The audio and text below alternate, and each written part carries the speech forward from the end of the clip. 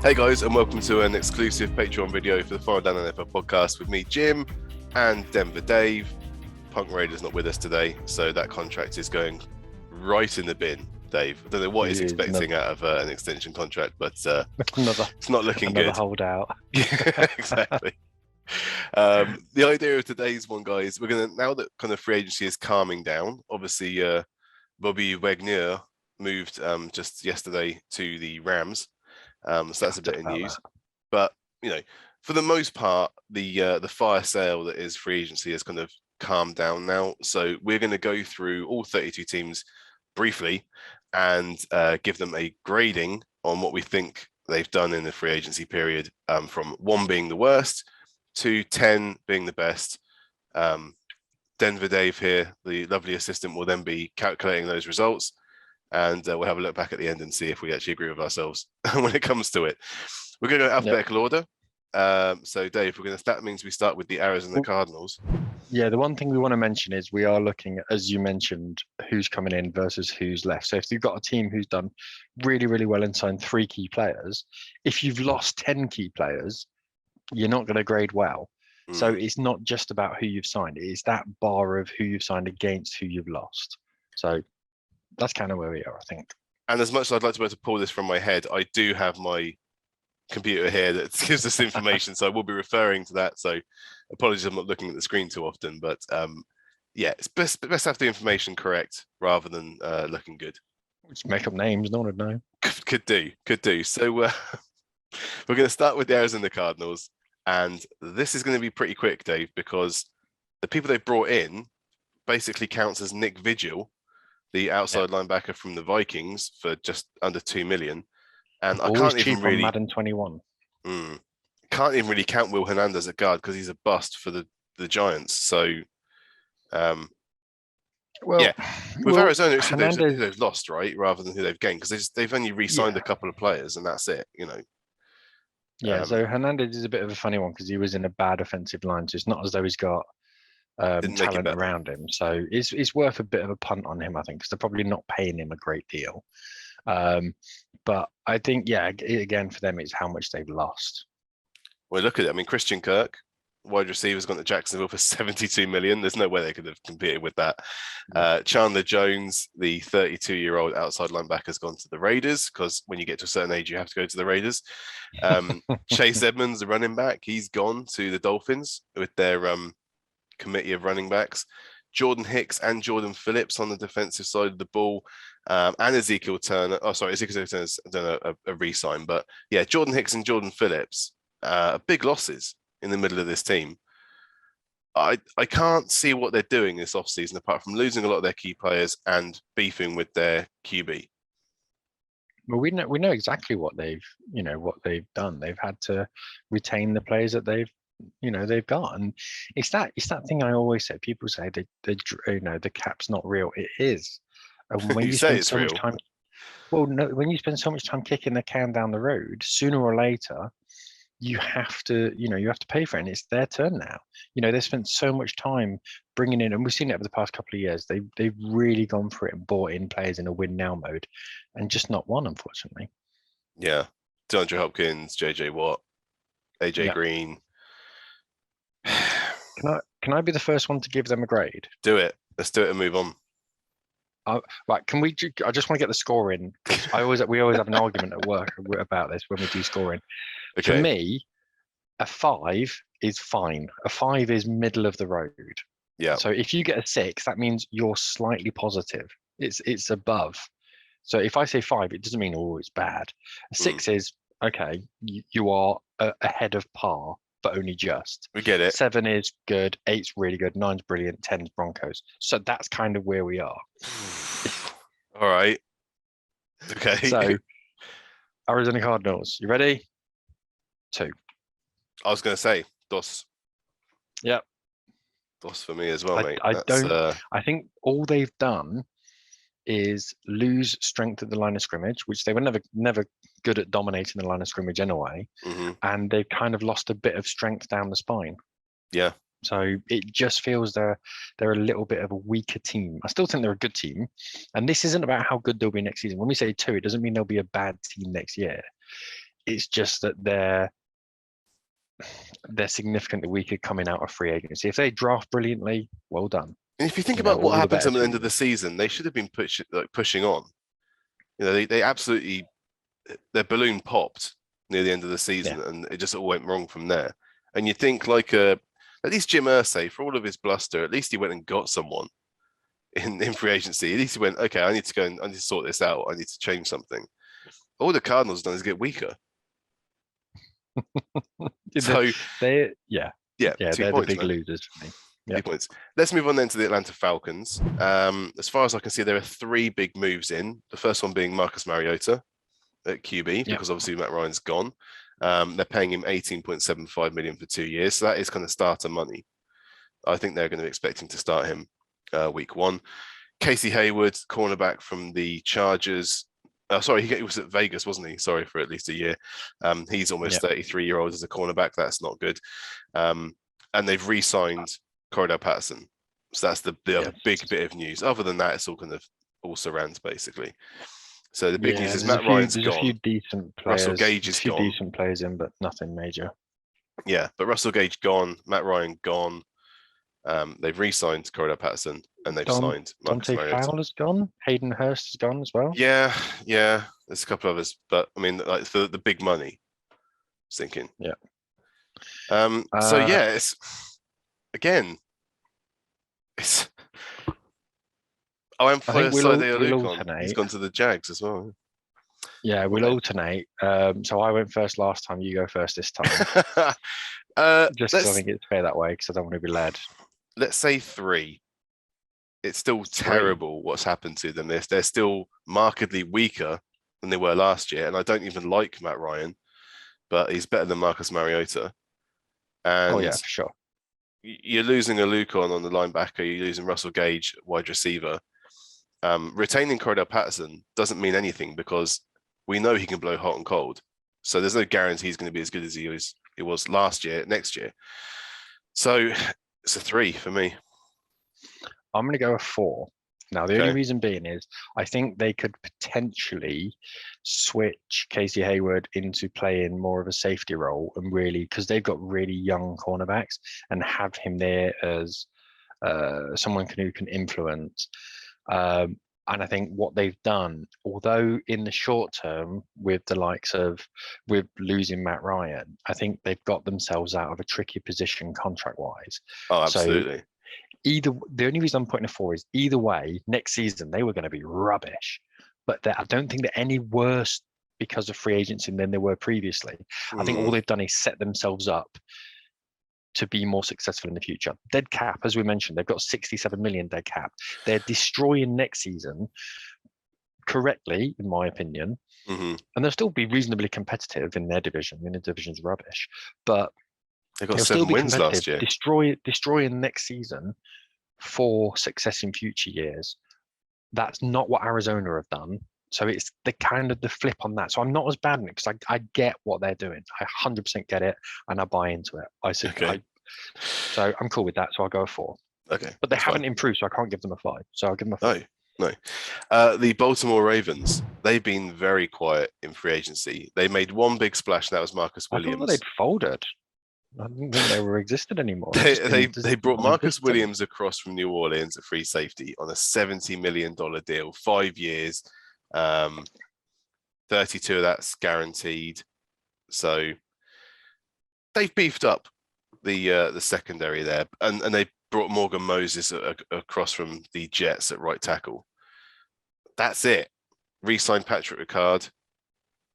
Best fullback in the league, he is. Brilliant. Yeah, well, great. Yeah, but I mean, it's a fullback. Yeah, so. I mean, that's a throwaway comment. Ignore it, but it is genuinely true. I love a fullback. He's the best one in the league, but he's not going to create. He's not going to, he's not going to turn around a franchise. As far as I can see, the only real loss they've got here is Bradley Bozeman going to the Panthers at center, because he's a decent center. Yeah. Other than that, I mean, Anthony Averett going to the Raiders at cornerback. I mean, he's 27. I was going to say he's a corner. His corner has not really done much. No. I'm happy to go on these first. I'll give them a 5 because I don't think they're any stronger. I don't think they're any weaker. I think they've just been a bit. Yeah, just meh. Just they've done very, very little in free agency. and nothing in trades either. So Nope. obviously the big thing that's simmering for them is Lamar and what's Is happening Lamar's there. contract. I think that's And hilarious. how much of what they're doing, or the lack of what they're doing, is in preparation for, all right, let the market's reset itself now. You now have to give your quarterback $250 million fully guaranteed. hmm So let's make sure that we can afford that if we need it. And I think, to Yeah. be honest, that's exactly what they're doing. And rightly or wrongly, that's kind of where they are. But yeah, they just can't afford it. Simple as that. So we said 5, right, for that. We're agreement on 5. Yeah, both on 5. We're not scoring well at the moment. Well, they should do better. Okay, well, let's try this one then. The true. Buffalo Bills. Wow. Yeah. They've gone for it. I mean, Von Miller was still the biggest of all the trades in the offseason. 120 million 6-year deal. He's almost 33 years old. 51.4 of that is guaranteed. They also brought in Daquan Jones from the Panthers, defensive tackle. Tim Settle from Washington, a defensive tackle. Roger Saffold, a guard from the Dolphins. From the Titans. He was at the Dolphins I was going once. to say, wasn't. It was at bringing Titans in a last season. Bringing in the Dolphins offensive lineman is not normally a good move. Jordan Phillips, as we mentioned earlier, from the Cardinals. OJ Howard and Jamison Crowder on the offensive side at tight end and wide receiver, respectively. Duke Johnson, running backs, come across from Miami. The one running back they didn't want. They've been busy. They've been very busy in free agency. They also gave up a 7th-round pick for Case Keenum as the new backup because obviously Trubisky's not there. So they brought in a solid backup. I'm nothing but impressed really with Buffalo. They got so close last season in the playoffs.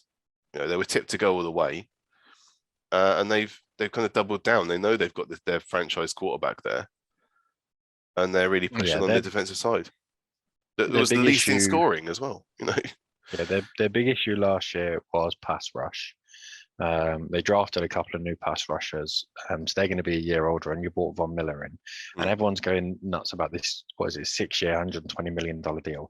There's an out after year 3, which basically turns. I think it's like a 3-year, $37 million or 3-year, $47 million or something like that. Well, it's got 50 odds guaranteed, as I said, so they're on the hook for at least half of it. A lot of that will be cash guaranteed, and if they out after 3 years, then that guarantee is spread over the full 6. So it means effectively you've got sort of 7-8 million dead cap for those years afterwards, in which you're going to see an increase in cap space anyway. So it's not going to affect them hugely. But yeah, better just go quickly before they've lost. So Harrison Phillips has gone to the Vikings, defensive tackle. Trubisky's gone to the Steelers. Levi Wallace has gone to the Steelers, a cornerback. John Feliciano, the longtime guard, has gone to the Giants. And Vernon Butler, another defensive tackle, has gone to the Raiders. So they have lost some good pieces, but they have at least replaced and in many ways improved. So yeah, I'm going over 5 on this one, Dave. I'm breaking the bank with this one. I'm saying 8. 8. Interesting. 8. I'm going to go 6. Let me explain why. No, explain it's why. It's a ballsy move what they've done. It is. I think if you look at it though, I think a lot of the moves they've made have replaced pieces they've lost. So they've lost pieces on defensive line. They've replaced pieces on defensive line. They lost a running back. They've got a running back. They lost Matt Breida, brought in Duke Johnson, and we all know the Bills don't use. They don't use running backs. Don't use Devin Singletary, let alone Matt Breida. Yeah, all they've done, I think they lost Feliciano and brought in Saffold, so they've kind of just substituted in players out. So I don't think they've massively improved. Their main thing is Von Miller, and Von Miller's great, and I think his benefit is going to be felt off the field as much as on it. Absolutely. But I think I'm probably being a bit harsh on a 6, and I love Von Miller. I mean, I've got a little Von Miller right here. You can see that's my little Von Miller. But I just think that one side, I'm not counting Jamison Crowder because if he does play, he'll be brilliant, but he won't get injured. Marquise Lee don't count. So it's only really that one big signing, which is great, but all they've done is move pieces around. So I'm not overly I'm not overly impressed. It's not that. It's just I don't think it's what they've done is going to have a massive impact on their first starting 11 each side of the ball. So I go Okay, 6. they've improved at tight end, and they put another Well, they wide brought in receiver piece OJ in there. Howard. Yeah. If they can get OJ Howard's head straight, I still think is it Tyler Croft will be number 1 tight end. So Mm. yeah. Next one then is the Let's go Carolina for Panthers. Oh, where do we start? Well, they've not done too badly. I mean, Dante Jackson, they've re-signed at cornerback. Austin Corbett is a good move at guard from the Rams. Xavier Woods, safety from the Vikings. So that's about it, really, I guess, in terms of big one. And Bradley Bozeman, the center from the Ravens. So they've done some work on the O-line, which was very important because their O-line was terrible last year. And put a bit more help in on the secondary, obviously knowing that people like JC Horn are coming back and Stephon Gilmore shouldn't. So I think they've done all right there. I think that's not bad. If we look at who they've lost, Slick, Hassan Reddick. Hassan Reddick yeah. is a big loss for them. Daquan Jones as well, as we mentioned, just gone to the Bills. But other than that, I think they're okay in terms of losses. But Hassan Reddick will be missed in the middle of the field. He was great. Yeah. Came across from the Cardinals and just got better with the amount of tackles he was making. So on a bad team through most of that year, he was one of the bright sparks. It's going to be interesting to see what they do in the draft because, as we said in the last show, they've got a 1st-round pick and then a 4th-round pick. So they've got a massive gap and they haven't really addressed the quarterback situation. Well, this is the issue. I'm going to give them my score now, if that's okay. Yeah, sure. I'm going to give them a 2. Oh, no. Now, let me explain why. That offensive line needed strengthening, as you said, right? Yeah. And they've lost Matt Paradis, who hasn't signed for anyone yet, but he also hasn't signed for the Panthers. So they've lost their starting center. They've also lost Stephon Gilmore, who last season wasn't great, but haven't really replaced him with anyone other than the defensive back they got. Dante Jackson, Jackson re-signing is fine, but they haven't replaced him, But JC Horn's going to be there now. It's like having another 1st-round pick, basically. Potentially, but at the same time, JC Horn goes down again. They're in exactly the same position. They haven't improved, haven't brought anyone else in through free agency, and that's what we're judging. Mm-hmm. I like JC Horn. I've said it, he's a bit flaggy and a bit handy, but he'd have had time to learn on that. But on the positives, they've got rid of AJ Boye, so ways and benefits. But they just haven't improved. They're weaker on their line, and they don't have a quarterback. There's so many quarterbacks available, and they just have not addressed it. So it is surprising. Fundamentally, I give them a 2 because they just have not improved through free agency. I'm going to give them a 4. They are significantly worse. I'm giving them a 4 because 4 is a little bit worse than before, but I don't think they've done terribly in free agency. So certainly not like a disaster. It's not like I don't think it's a Cardinals type situation. So I'm judging it along the same lines as the Cardinals, if I'm honest, just because I think as a team they're weaker. If last year's Panthers played this year's Panthers, last year's would win. That's what I'm looking at. Well, I think the line's better. So let's move on then to the Chicago Bears. Okay. Their biggest move was Justin Jones, defensive tackle from the Chargers. He came across for $12 million on a 2-year deal. Al-Qadim Muhammad, defensive end, has come from the Colts. Byron Pringle was a bit of a name coming across from the Chiefs at wide receiver. Trevor Siemian, a guy you know all about, has moved across from New Orleans as the backup because Andy Dalton's gone the other way. That might be a sneaky good move, actually, because as I've said before, Trevor Siemian on the practice field, phenomenal. That's why he's won so many starting jobs. Phenomenal. He will be an NFL coach, no doubt about it, and he will help Justin Fields. Simple as that. He will be there and he will help Justin Fields. I think that's one of the reasons they're going to have moved away from Andy Dalton, and they're going to, because Andy Dalton signed a 1-year, $3 million deal. There's a good chance that Simeon's going to be on more money. It's actually probably costing them money or something. If not, either way, it's not that close. But Andy Dalton's not the guy who's going to coach your young quarterback. He's the guy who wants to start. Yeah. For me, that's a positive. It's a big positive because they're investing their future in Justin Fields. The other one was Lucas Patrick, the guard that's coming from the Packers. He's been quite vocal about how he keeps QBs upright. So he's looking forward to keeping Justin Fields upright. It'd be nice to see compared to what happened last year. Yeah. Please do that, Lucas. Yeah. If we look at who the Bears have lost, I mean, it's not going to be much, is it? Well, it Alan is. Robinson. Alan Robinson's finally gone, but I mean, he kind of checked out at least a year ago mentally from that team. 46.5 million to the Rams. James Daniels is a big loss at guard to the Steelers. Yeah. I was going to say he's gone to the Steelers. He's one hell of a signing. I'm so happy about that. Protecting the interior for the run. As an outside, if you sort of opt to play, which you probably won't with Trubisky, some kind of outside zone scheme, forget it. Is rubbish. Yeah. But he'll protect the inside zone and create an A gap. So yeah, you should be happy with him. Yeah. Jakeem Grant, the speedster wide receiver, has gone to the Browns after just one season, but mostly special teams. Bilal Nichols, defensive end's gone to the Raiders. Good player. Another defensive end. And other than that, I mean, they managed to ship out Artie Burns and Andy Dalton. So you're also forgetting about the trade. And the trade. Okay, let's talk about the trade. Yes, they did. They did get rid of Khalil Mack, and they picked up a second-round pick this year and a sixth-round pick in next year. So, yeah, and they lost from last year. They're starting left tackle, Jason Peters, who retired. They're starting right tackle, Jermaine Afidi, who is currently testing free agency. Eddie Goldman, Akeem Hicks. I like Hicks. Again, he's that guy who's going to stick in the middle and really cause trouble and be disruptive. Yeah. The tight end who used to play for the Steelers as well. What's his name? Oh, Jesse James. So he was there last year and was really good in the blocking game for them. He's now gone. There's a couple of other players gone. I think, again, they're just having a clear out of getting rid of potential. I don't want to say getting rid of personalities, but that's what it kind of feels like.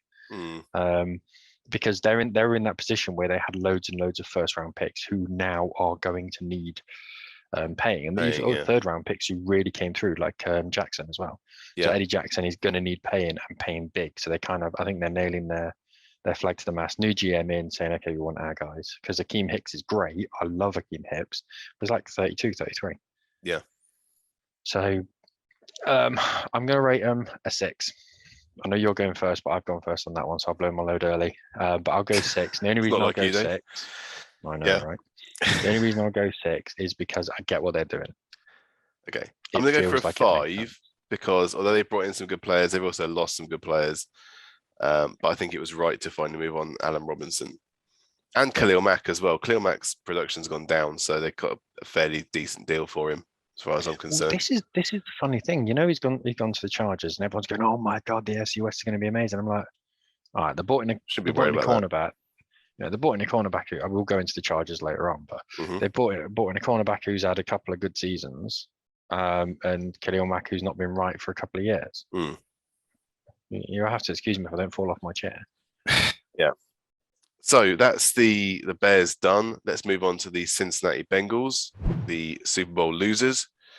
And this is going to be painful for me, Dave, because just like the Chiefs did last year, they identified an issue and sorted it straight away in free agency. Alex Kappa, guard from Tampa Bay, has come across for $35 million. La'el Collins, from right tackle from the Cowboys, $21 million. Ted Karras, center from the Patriots, has come across for 18. And then they put in Hayden Hurst, who I think Atlanta paid a lot for when they traded for him a couple of years ago. He's there. They've re-signed Eli Apple for some reason, just for jokes, I think. But he's not bad. He's all right. Not great either. If he sorts himself out, then I don't think there's any issue. If he sorts himself out, I mean, how many more times is he going to get a chance to do that? He's had chances, and he's not been called a cancer in the dressing room or that much. So, close to that. Wow. Because they've brought in Hayden Hurst, CJ Uzama's gone to the Jets. And who else they lost? Darius Phillips, cornerback's gone to Las Vegas. Why not? Darius Phillips is rubbish. Yes. Auden Tate and Mike Thomas, the two wide receivers, have gone to Atlanta. Oh, Cincinnati signed Mike Thomas again, sorry. So there we go. Not a lot out of the building, but they've definitely made a big stab at that O-line. It's infinitely better than it was just a couple of months ago. So as much as it pains me, I'm going to have to give them an 8 for this because they've identified the biggest issue and they've gone for it. Yep, I give them an 8. Damn. Because again, no, I think you're absolutely right. Yeah. Their big weakness absolutely was protecting the star quarterback, and without this is what we often say. If you can get a few leaders and a few stars in free agency and supplement it through the draft, you will have success. As far as I can remember, the Bengals have never done that. No, tight as a duck's butt. Like never done that. And now they've actually gone out and they've actually spent some money and are close to the cap. So they had a huge need. I'd be tempted to even go higher than an 8, to be perfectly honest. They're talking about building an indoor training facility. Yeah, with a 20-yard line. Yeah. For anyone who doesn't get that, there was a shot of the Bengals training facility where it went 0, 10, 30, 40, 50. And it's like they missed the 20-yard line. Whether it was fake or not, I don't know. But yeah, no, I think that they've done everything they need to in bringing guys in. Very annoying. So now on to the Cleveland Browns. Wow, Dave. Where do you start? Not much to come in. Jakeem Grant, we mentioned, has come across from the Bears. Jacoby Brissett has come in as a backup quarterback from the Dolphins, and defensive tackle Taven Bryan from the Jags. But I mean, the big news obviously is what they did with the trade with Houston. So they've got Deshaun Watson. They also got a 2024 6th round pick. They've given up 1st round picks this year, next year, and the year after. A 4th round pick this year, a 3rd round pick next year, and a 4th round pick the year after that. And also they picked up Amari Cooper and a 6th round pick this year for basically a 5th round pick from the Cowboys. They switched 6th round picks and gave a 5th for Amari Cooper. So that's pretty good business, picking up Amari Cooper. Whether or not picking up Deshaun Watson is the right move or not, we will find out. But they are on the hook for let's take the 230 legal million side out of it. Yeah. Let's say even if he could play, they're on the hook for 230 million. They've got a QB in Baker Mayfield who's due 19 million in guaranteed money on his 5th year option this year coming up. Yeah, but they can cut him. So well, they have to cut him and they'll have to eat the money. That's still dead cap if they do that. So they're on the hook. They've played this in the worst way possible because they didn't sort out Baker Mayfield before they went for Deshaun Watson. And it looks like they've overpaid because no one else, even the ones that were half interested, like the Falcons, were nowhere near giving up that amount for Deshaun Watson. So reportedly, I tend to believe them. I don't think Arthur Blank would have given up that amount of draft picks for a guy that might not even play this year. So yeah, it's kind of mad. You know how much I rate Deshaun Watson on the field. Quality player. On a bad Houston team, managed to get them through to the playoffs, managed to giant kill teams like the Patriots, and then all that happened, blew up. So it's lost a lot of fans in Cleveland. A lot of them have kind of having ripped Steelers fans for years about Roethlisberger. They now can't say anything about Deshaun Watson. Indeed. At least we'd already got Roethlisberger before the allegations came out. Allegations came out about Deshaun, and then they moved for him. So they made a conscious decision rather than keeping him, actually go for this guy. Just quickly, players they've lost. Austin Hooper said he's gone to the Titans. Andy Yanovich has gone to Houston. And Rashad Higgins has gone to Carolina, the wide receiver. But they haven't lost too much. They still haven't re-signed Jarvis Landry. Don't know what's happening there, but he's kind of out of contract. Jadeveon Clowney, we don't know what's going on there. Takk McKinley, Malik Jackson, Malcolm I like Smith. Takk McKinley. It feels like he's been around for years. I think he was overdrafted. There's massive promise. Yeah, 100%. I agree. Malik Jackson as well. the former Yeah. Bronco. He was playing in the centre. He was disruptive in the centre. But these are all holes that they haven't filled. It's my turn to go first. Can I give my score? Yeah, go on, man. 10. No. Really? Do you know the only reason? Do you know the only reason why? And I Go don't on. do that lightly. I've supported a franchise which since 2016 has had absolute total and utter gump at quarterback. If you don't have a good quarterback or do You you don't even know if remember he's good anymore. He hasn't played for a year. He True. might have the yips. No, I agree. I agree 100%. I'm not looking at how good he might be. I'm looking at how much they've improved, and I'm not a Baker Mayfield fan at all.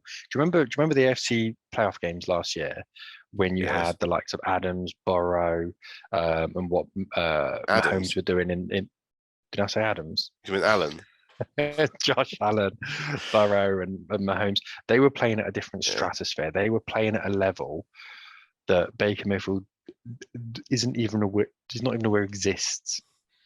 That's how phenomenal they were playing. I mean, that game between the Bills and the Chiefs was unreal in terms Changed of rules because of it. 100%. I mean, literally, we should mention that, but that was phenomenal. And the Browns would have right now would have, if they still had Baker Mayfield, would have zero chance of keeping pace with them. None at all. Zero. With Deshaun, I mean, there's a good chance. Let's not forget, in his last season of playing, he was the passing leader in the NFL. I know he's not played for a year, and I get that. And he's a Clemson guy, and I hate that. But in terms of raw talent, that team is now significantly better. I know he might not play, but even still, I think he is not going to have an easy time of it. Any stadium he goes to, even the Browns stadium, is not going to have an easy time of it because a lot of people don't agree with them taking him. I'm just looking only. I'm only looking at the actual talent that they're improving on. That's it. Nothing else. I'm going to give him a 4 then. I'm not doing it because it's the Browns in the same division as you. Because if I'm in your position, I am pissed. I hope he gets injured. Here's the thing: if he gets injured, throw the book at him. Throw the book at him. If he gets injured or something happens where he can't play, they are screwed like royally. And the thing I don't like is anyone who doesn't know, next year, so this season coming up 2022, if he gets suspended for the entire year, he forfeits the money that he'll get. So you don't, if you're suspended, you don't get paid. Basically, instead it's paid as a fine to the league, who then distributes it to charities and things like that. As a way to sweeten the deal, the Browns gave him $1 million for next year. Which again should make the league go, all right, you tried to play it, we're going to make sure he's suspended for 2 years. If he gets suspended, they absolutely could. But if he gets suspended for next year, he only loses $1 million. The year afterwards, he gets a huge, big, fat check. I don't like it, but I get why they've done it. And basically, what they've done is identified their main target, like it or not. They've identified it and they did everything they could to go and get it. They've massively overpaid. I get that. But they are an infinitely better football team. Off the topic of what we're doing in terms of improving and not improving, I think it's a horrible move. I hate it. It's ridiculous. I wish them nothing but bad luck. But as a footballing move to get a player who's going to improve your team, 10. I'm giving it a 4 because you don't guarantee he's going to improve the team. They've sacked off their entire future in draft picks for this move. They've potentially ruptured the dressing room. They've definitely split the fans down the middle. A lot of them, long-term fans, will not accept this. And it's not going to be comfortable for him on the field, as it shouldn't be. So you have no idea how a player's going to react to that. So I'm giving it a 4. They haven't really strengthened. They've lost a lot of the players that were kind of building up that team that people were hyping. So yeah, I'm giving them a 4. Until I see what happens on the field with him, then I can't give him a good grade. I agree with everything you just said. Thank you. And let's move on then to the Dallas Cowboys because I don't want to spend any more time on Deshaun No, the Watson. only thing I want to say about the Browns is this is the beauty of the NFL and the fact that I agree 100% with you. Yeah, we're not in disagreement at all. You scored a 4, I scored a 10, and we both still go, yeah, I'm right. I see what you're saying. Yeah, it could all work out, but let's hope it doesn't. Down to the Dallas Cowboys then. Indeed. So this is an interesting one for me because they went out early and gave up Amari Cooper, which was a shocker. But it was the right thing and for to do. a fifth round pick as well, though. But you should have got more Yeah. than that for Amari Cooper. But no, because at the time he was the highest paid wide receiver in the NFL at 20-something million. Yeah, Amari but they Cooper's brought him in just for not a worth first it. round pick, so Yeah. you should be getting more compensation than that for a guy that's still in his mid 20s. Regardless, that was the first bad move for them. Oh, there were many more to come up. Exactly. So yeah, I just think they kind of ballsed every opportunity they had. Randy Gregory was the big one, where they thought they had him. They gave the tweet update to say they've re-signed him. Then they mess up his contract quite horrifically, and then he jets off to Denver. You know. Yeah. So they're then left holding the money and going. The key point with that was that he's had some troubles with suspensions and things in the past. Massive problems. And it was the wording of if you get suspended, you will lose your money, and that's fine. It's acceptable. But it was the wording of if you get suspended, say it's a 4-year deal. I think in Denver he signed a 5-year deal. Say it's a 5-year deal. If in the 5th year you get suspended, you have to pay back all of the money from the first 4 years. So it's not as though it's earned and it's yours and you get to keep it. You have to pay back money that you've already worked for. Yeah. I'm sorry, that's not acceptable. Not even in America. Not even in America. Not even in Iran. So what they've done is they've lost Randy Gregory and they've replaced him with Dante Fowler on a 1-year, $3 million deal.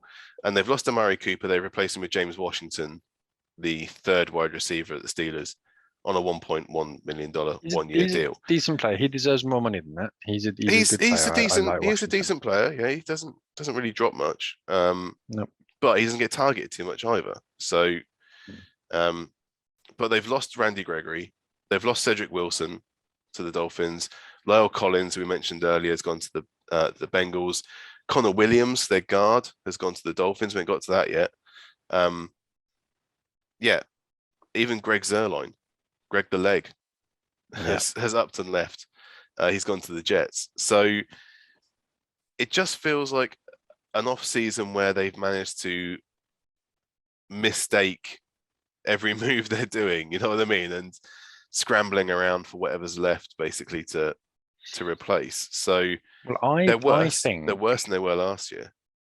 Oh yeah, I think what they did though, I think they got rid of Amari Cooper to save some cap space, with then every intention of re-signing players that they then went and lost, like Cedric Wilson, like Lyle Collins, and like Randy Gregory. So, and it's just not worked out. They tried to keep hold of Keanu Neal, who I think will re-sign, but again, I just think they're a worse team than last year. It's you scoring first. I don't want to say what I give them, but again, it's exactly the same with Arizona. They feel weaker down the spine. I'm giving them a 3 because if it wasn't so high profile, the mistakes they've made, then they'd probably get away with a 4. But because they were so kind of, we've got Randy Gregory. No, you don't.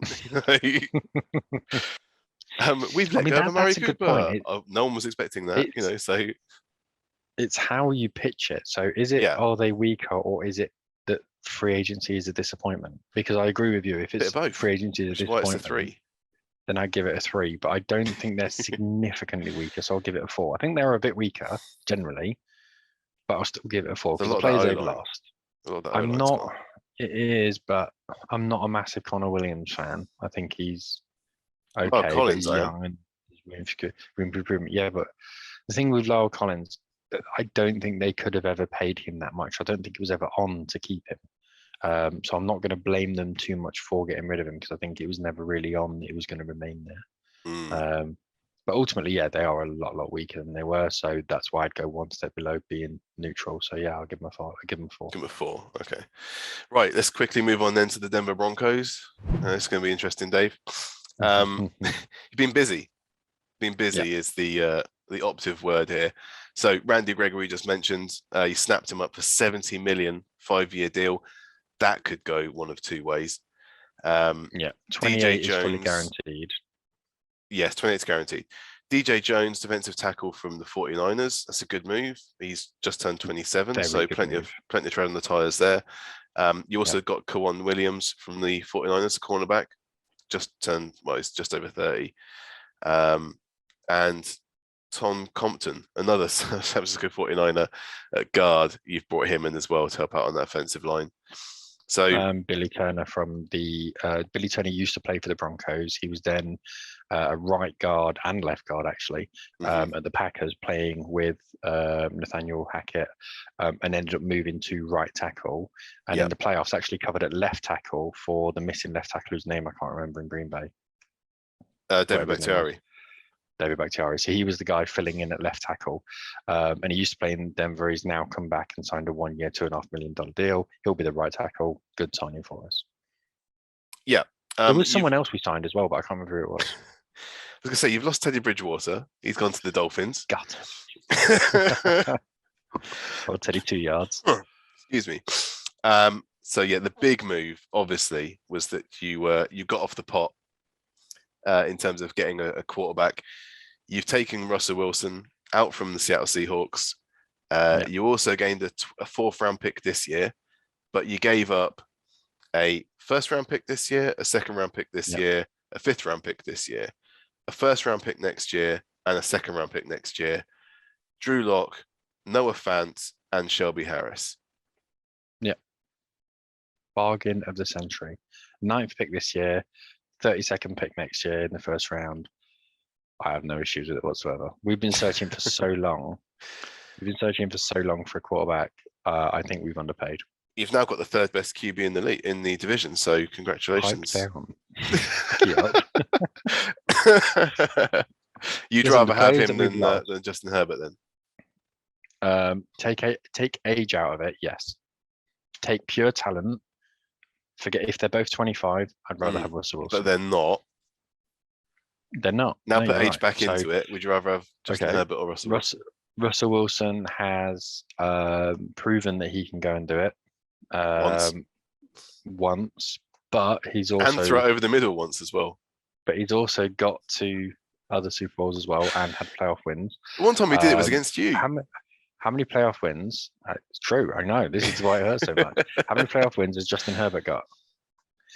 So the Chargers last year were the only team who had their starting quarterback for every single game. The only team who had that consistently all the way throughout that didn't make the playoffs. So yeah, I'm going with Russell Wilson. Thank you very much. Okay. So the players that we lost, I'm slightly annoyed that we lost Mika Kaiser because he came over last year from the Rams and was brilliant at interior linebacker. Did really, really well. And we've still not signed yet. There's AJ Johnson, who we hadn't re-signed. He's an interior linebacker as well. Kareem Jackson's still hanging around. We're not too sure on that. And then obviously Melvin Gordon. So they're still sort of ums and ahs as to what we can do. But the big guy is one of my favorite guys, Kenny Young. Again, interior linebacker. We got him, I think, from the 49ers. You got everything else from the 49ers. Yeah, so, yeah, he was brilliant last year. He was so good. Came in, did a job under pressure, did really, really well. I am obviously going to give my Broncos 10 because we've got a quarterback. Don't pull that. I'm going to give you an 8 because you've picked up a 33-year-old one-time Super Bowl winner, and you've given up the 1st and 2nd round picks for the next 2 years. How many Super Bowls has Patrick Mahomes won? He's won 1 as well, but he's been to how many in how many years? 1. No, I'm being facetious. Come on, man. Yeah, so give you an 8. That's still a very good offseason. I think you were right to make that move. Seattle were absolutely gutted that they've lost him. That's your joint highest. That's your joint highest score so far. So I'm happy with that. There you go, man. Yeah, you made the move. I don't blame you for doing it. I think it was right, and at least he's got no, well, as far as we know, no charges pending against him.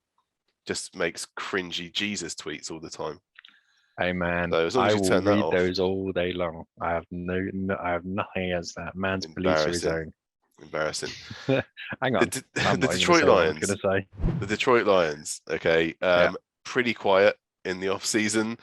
The only big move they've made is for DJ Chark, the wide receiver not from the true. Jags. Mike Hughes. Mike Hughes doesn't count. Cornerback from the Chiefs. He was the Vikings former first round pick. It's good Yeah, player. exactly. Yeah, no. Yeah, DJ Chark came across for 10 mil, guaranteed basically on a 1-year deal. They haven't done anything in terms of trade, and the people that have gone out the door. This is going to be quick again. Jalen Reeves-Maybin has gone to the Texans. not an He's issue. outside linebacker, and Kadero Hodge has gone to the Falcons, wide receiver. One of their top 3 wide receivers now in Atlanta. So, other than that, what are we supposed to do here? I mean, they've been sleeping Lions. As you were. So what, a 5? We give them a 5 for doing nothing? I guess. DJ Chark and Mike Hughes make them better, so I'm gonna give them a 6. I'm giving them a 5 just because they seem so lazy. I'll be lazy as well in my scoring. They're taking it easy. They're taking it easy. They're taking it very easy, horizontally easy. They're too busy worrying about the draft. I think they're just completely focused on what they're doing with the number 2 pick. So let's move on then to the Green Bay Packers. Car crash. Yeah. I'm just looking. I mean, they've re-signed Rasul Douglas,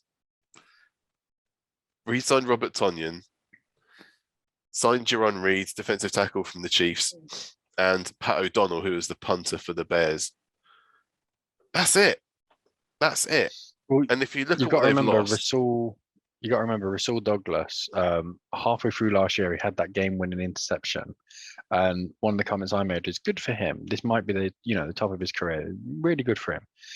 And so halfway through the season, he was a guy who we were just saying, he's a bit of a journeyman, blah blah blah blah blah, and he basically ended up creating a career for himself by being a ball hawk and going after it. Now, typically, that's great to have in a nickel system, which Packers don't tend to play, and they re-signed a guy who's had half a good season on a 3-year, $21 million deal. Yeah, feels a bit weird. Feels a bit like they've overpaid. Good luck to them. Feels a bit like they've overpaid though. That was their big move. They've lost Zadarius Smith. He's gone to the Vikings. He's gone in division to the Vikings as well. Rival as well. Ouch! They were expecting to go to the Ravens, his old team, and he didn't bother. He went to the Vikings at the last second. That's pretty funny. So that's a $42 million deal for 3 years. Marquez Valdez-Scantling has gone to the Chiefs, so they've lost one of their main 2 wide receivers there. One of their wide receivers who doesn't get targeted ever. Yeah. Lucas Patrick, we mentioned earlier, has gone to the Bears on the guard position. Oren Burks has gone to the 49ers at inside linebacker. Chandon Sullivan has gone to the Vikings. Again, another in-division move there at cornerback. Isaac Yiadom, another cornerback's gone to the Texans. And Equanimeous St. Brown, wide receiver's gone to the Bears. So in division. Yeah, they don't mind giving in division. Of course, the big move as well. Isaac Yiadom, who they traded out, he's useless. He used to play for the Broncos. I remember he traded the Broncos, yeah. Twice. We traded him twice. Not just once, twice. I remember him on your shirt, yeah. Obviously, rubbish. The biggest move, though, even bigger than Zadarius Smith, was Devontae Adams getting traded to the Raiders for a 1st and 2nd round pick this year. Yeah. I don't know who's won this trade, really, Dave. I know that Aaron Rodgers hasn't won this trade, apart from financially, he's won it. Obviously, it makes the Raiders better at wide receiver as long as Carr can hit him. But giving up a 1st and 2nd round pick, I know they're terrible at the draft anyway, so it probably doesn't matter. But a 1st and a 2nd round pick seems quite rich for a guy that would look like he was itching to get out anyway. Yeah. No, I mean, they've got good currency for him, but they've lost one of the best wide receivers in the game, so it makes them a worse team. Yeah. So if we're judging them purely what they've done in free agency, I give them a 3. I mean, if I rip the Raiders for being bad at drafting, I don't talk about the Packers drafting. Oh my God. I mean, AJ Dillon might turn out to be a good running back, but they picked him up. I mean, come on. They moved up for Jordan Love. Who is now recycled. It just seems completely unnecessary. Yeah. So yeah, I will give them a 3. But on a positive note, they got rid of Kevin King, which is a positive. That is always a positive. Yeah, I think I'll join you on that 3-step for the Packers. Yeah, Just feels bad right. move. They Feels just lost 3 decent players there. 2 more Yeah. than the third, but even so, they've lost some good players, and in division as well is just unforgivable, really. So the Houston Texans. It feels like we're really not far through this, but we must be, right? We've been through. It feels like we've got We've so far to go. done 12 teams. Oh, Jesus. We can Right. zip through the Texans pretty quickly. They signed Yeah, Isaac Yedem. they decided. Oh no. Biggest move was AJ Cann, the guard from Jacksonville, has come across there, 8.5 million. Jedimu's maybe been mentioned from the Lions. He's come across outside linebacker, and Camu Grugier-Hill has re-signed. And Can I just Yanovich say, from the Browns. they signed Royce Freeman, a failed running back from the Broncos, Andy Yanovich, a fullback from the Broncos. I love him, but he's not a game winner. Isaac Yadam, former Bronco. They're basically raiding the Deshaun old Broncos Hamilton. teams, and that's not a good place to be. Deshaun Hamilton as well. You're right. Yeah. Yeah. I mean, Jesus, it's not a good place to be, is it? No. Now, But on the other side of this, though, Dave, we have got to mention the trade. Deshaun Watson. Yeah. Because, okay, they lost Deshaun Watson, but he wasn't going to play from anyway.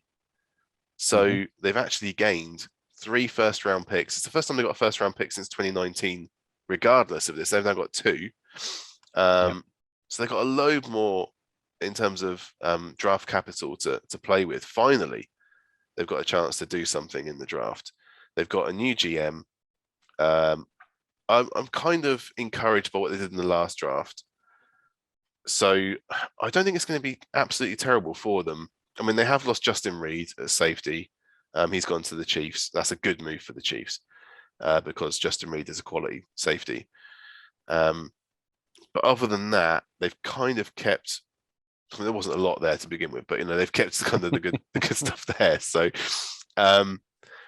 I can't be mad at this. I think they got by far the most they could have expected from that Deshaun Watson trade.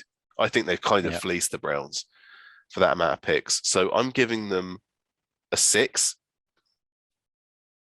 Okay. Without even doing anything else, I've got to give them a 6 for that. And they've lost Justin Reed, so I can't give them a 7. But they're in a much better position now than they were a few weeks ago before they got rid of Watson. Okay. I'm going to give them an 8. Ooh, okay. The only reason, and this is the only reason, is because they, their recent history has been checkered with wrong decisions, overpaying players, and bringing in, making moves that they shouldn't have made. And by moving away from a quarterback who was still in the building and didn't want to be there with numerous legal troubles, and moving on players who had voiced, like Justin Reed, who didn't want to be there, they're finally stepping away from the shadow. The shadow of what was the Texans. And with the amount of we said, remember sort of not years and years ago, remember fairly recently we said it's going to take them a decade to get back to where they should be because of the mistakes that Bill O'Brien made. Oh yeah. This move of bringing in first round picks, which they can then convert into, as long as they don't go and trade for garbage players with those first round picks and actually go and select players or maybe trade down and get extra capital, this puts them back on 5 years ahead. This moves them 5 years ahead. This offseason makes them a better, more investable franchise. Yeah, absolutely. So it's an 8. For me, it's 100%. They're not better now. I don't think they're a better team right now, but they're going to be a lot better, and they're investing. It's kind of like Atlanta. I see what they're doing, and I think it's a positive. Much better position than they were just a few weeks ago. 100%. So that's why I gave them a 6. I just want to wait and see what they do with those picks before I give them an 8. I'd love to give them that. I want to see them do well. Feel bad for the fans. They've got a terrible situation with the ownership and the executive VP, but other than that, everyone below that I root for. So that's the Texans. On to the Jacksonville Jaguars, the worst team in football, according to Jim Irsay. We're not doing the Indianapolis Colts now. Did I skip them? You did. I'll tell you the reason you skipped them is because they haven't bought in a single player in free agency. The only That's player they why. bought in was Mr. Ryan. That's it. So I give so when I them. looked at who all came we're judging, to the Jim. Colts, No, all we're the cupboard judging. was Forget about bare. everything else. Yeah, all we're judging right now is how do you grade the move away from Wentz onto Ryan? What's your thoughts? Because forget about free agents. There's a few players coming Wasn't in just out. There's a that. few players yet to sign. It wasn't just that. So, okay, so Wentz first. Okay, so Washington got Carson Wentz a second round and a seventh round this year. And the Colts got a second round and a third round this year. So they switched second round picks and they got a third round pick instead of a seventh. And then next year, it's a third round pick unless he plays 70% of snaps, in which case it becomes a second round pick. So that's not, I'm going to say that's not bad in terms of a trade bargain as far as the Commanders are concerned. They'd have to give up a first round pick for Carson Wentz. I mean, Washington could have given them poo on a stick and it would have still have been a good deal for both of them. Washington have upgraded, and the Colts have got rid of the guy they didn't want. So yeah, if it was just taken off your hands for nothing, I think it would have been fine for both. it's pretty close to that, to be honest. Yeah, not too far. So that happened. They did a kind of almost a straight swap with the Raiders. So Indianapolis got Yannick Ngakoue, defensive end, for 13 million, and they gave him Rock Ya-Sin, who was a second round pick cornerback. First or second. I thought it was early second. It was predicted to go first, but went second. You're right. Yeah. So they did that on March the 16th, and then where is it? On the 21st, they gave up a third round pick this year, probably the one they got for Carson Wentz, to take Matt Ryan from the Falcons. So that kind of makes sense. They used the pick they got from Wentz to take Matt Ryan. So it's cost them basically nothing. They still get a extra pick next year for the Carson Wentz trade. And it means they're bringing in a guy that, it's a 23.75 million deal, as far as I can see here, for Matt Ryan. I don't rate Matt Ryan. I think they've done what they did with Phillip Rivers, is they brought in a guy that's kind of washed, but hopefully won't give you that many interceptions. I think he could, but I think he'll be okay. It's my turn to give him a score first, so I'll do that. I'm going to give him a 5. Okay. And the only reason I'll give them a 5 is because ultimately, I think they have a better quarterback and they probably are a better team, but they're still not going to be able to achieve anything because the quarterback's not good enough. They've not moved the team on. They've just simply deferred getting better by another couple of years. That's all they've done. They had an opportunity to go out and exactly. They had the opportunity to go out and get someone who was going to make them competitive. I mean, it pains me to say this, it really does, but they would have been in a better position to go and get Baker Mayfield because he might turn into someone who's brilliant. I mean, there's no way Matt Ryan is going to turn into something that we haven't already seen him. Carson Wentz could have turned into the Carson Wentz that we saw previously. He's not bloody likely, but he could. Matt Ryan doesn't have that in his locker, so I can't give them anything more than they have. They're the same team, just without a left tackle. That's basically what they have. Well, they've lost Mark Lewinsky, the guard. He's gone to the Giants for 18.3 Eric million. Fisher retired as well, I think. Yes, yeah. So you're right. I think they're a little bit worse. It's kind of weird to say, but I think they're a little bit worse than they were last year. So I've got to give them a 4. I guess I've got to give them a 4. They've done nothing in free agency apart from lose a couple of players. No, literally nothing in free agency. They've not signed anyone. No, not re-signed anyone. No, nothing. Just lost a few players. So I'm giving them a 4.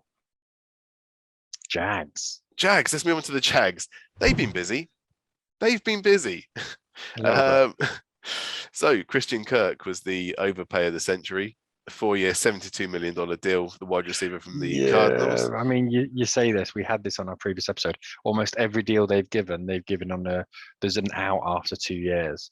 All of the guaranteed money is in 2 years. So they paid a lot of money in the headline, but then in there's a little asterisk. I mean, there's a fairly good chance they're not going to get rid of all of these players after 2 years. But if anyone ends up being absolutely rubbish, they can get rid of them.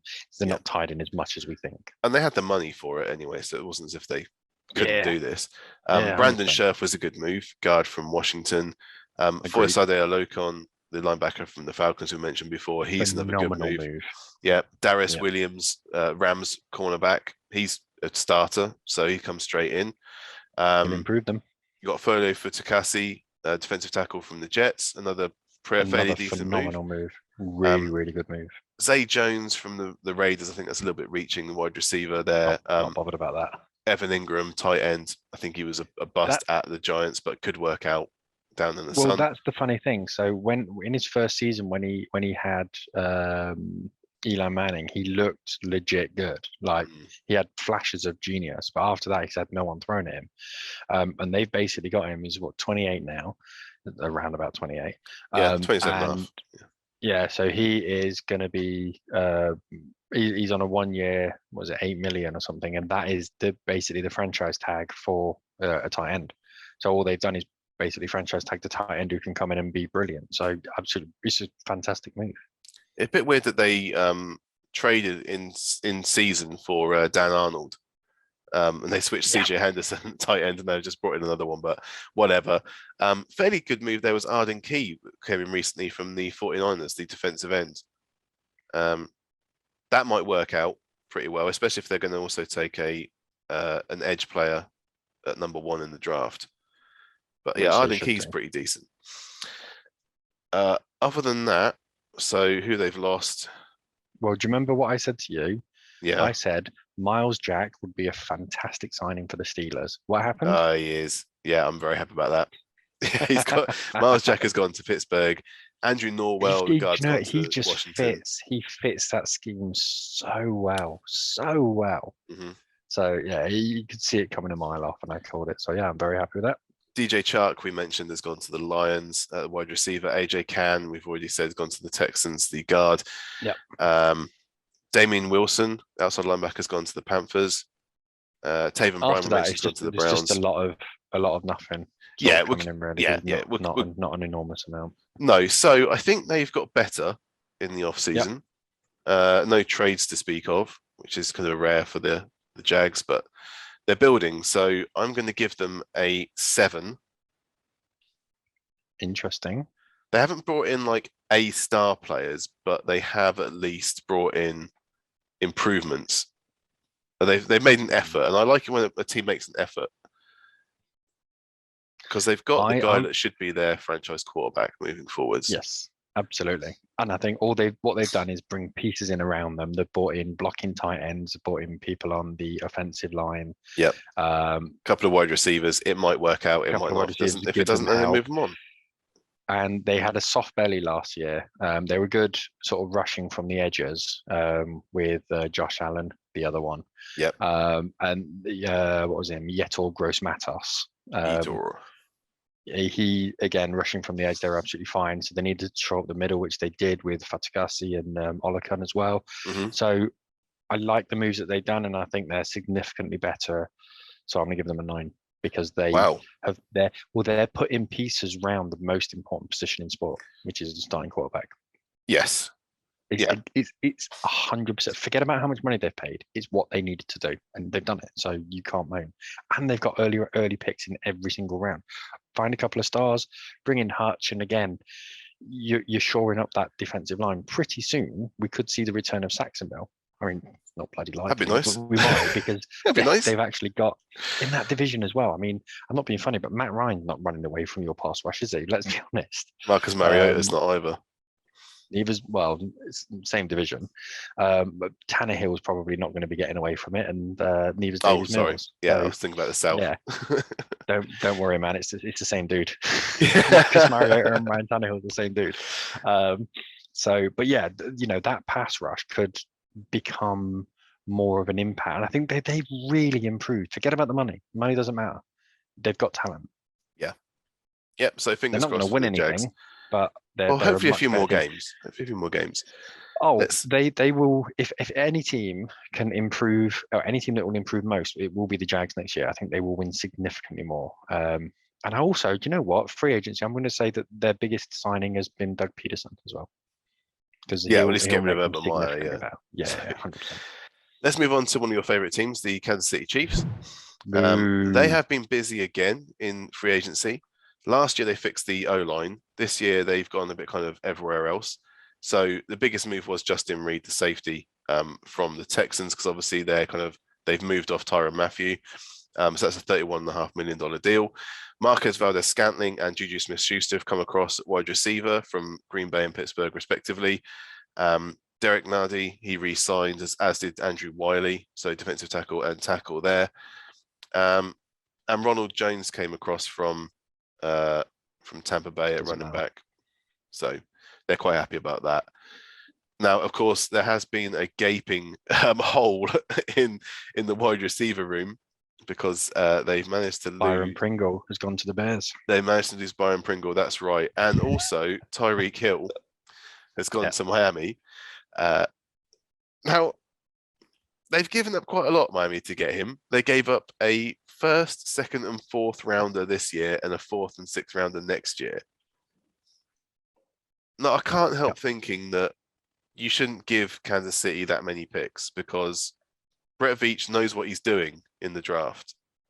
Yep. So this is dangerous. This is utterly dangerous from the Dolphins to give him this many picks.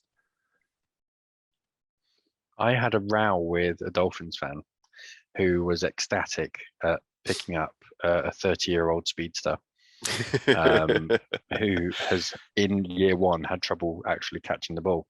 Mm-hmm. And they've got a quarterback who can't really throw it more than 12 yards. I had a bit of a row with him, I said, basically, look, you know, what you've got is an expensive toy. And what you've given up is your future. Yeah. Now, as you mentioned, Brett Veach knows how to draft. Nick Bolton, for example, was a guy I wanted the Broncos to go for. Ended up burning the Broncos last year with his interception, and then Bridgewater decided not to tackle him. Running it back for a pick six. So they're a team that typically draft well. Now, they signed their franchise quarterback to a $500 million deal. And you know, my hope and desire was that they're going to end up leaving themselves short in years to come. When in actual fact, they've now got so many draft picks, they're going to be able to sort of lean on having so many players on rookie deals for a long time. Yeah. If they hit on half of those, which they will, then it's going to make them a significantly better team. They've lost Tyrann, and it's the way they do things. They lose Tyrann Mathieu. Okay, we've lost him. Let's go and get Deion Bush. Let's go and get matey boy from Justin Reed. So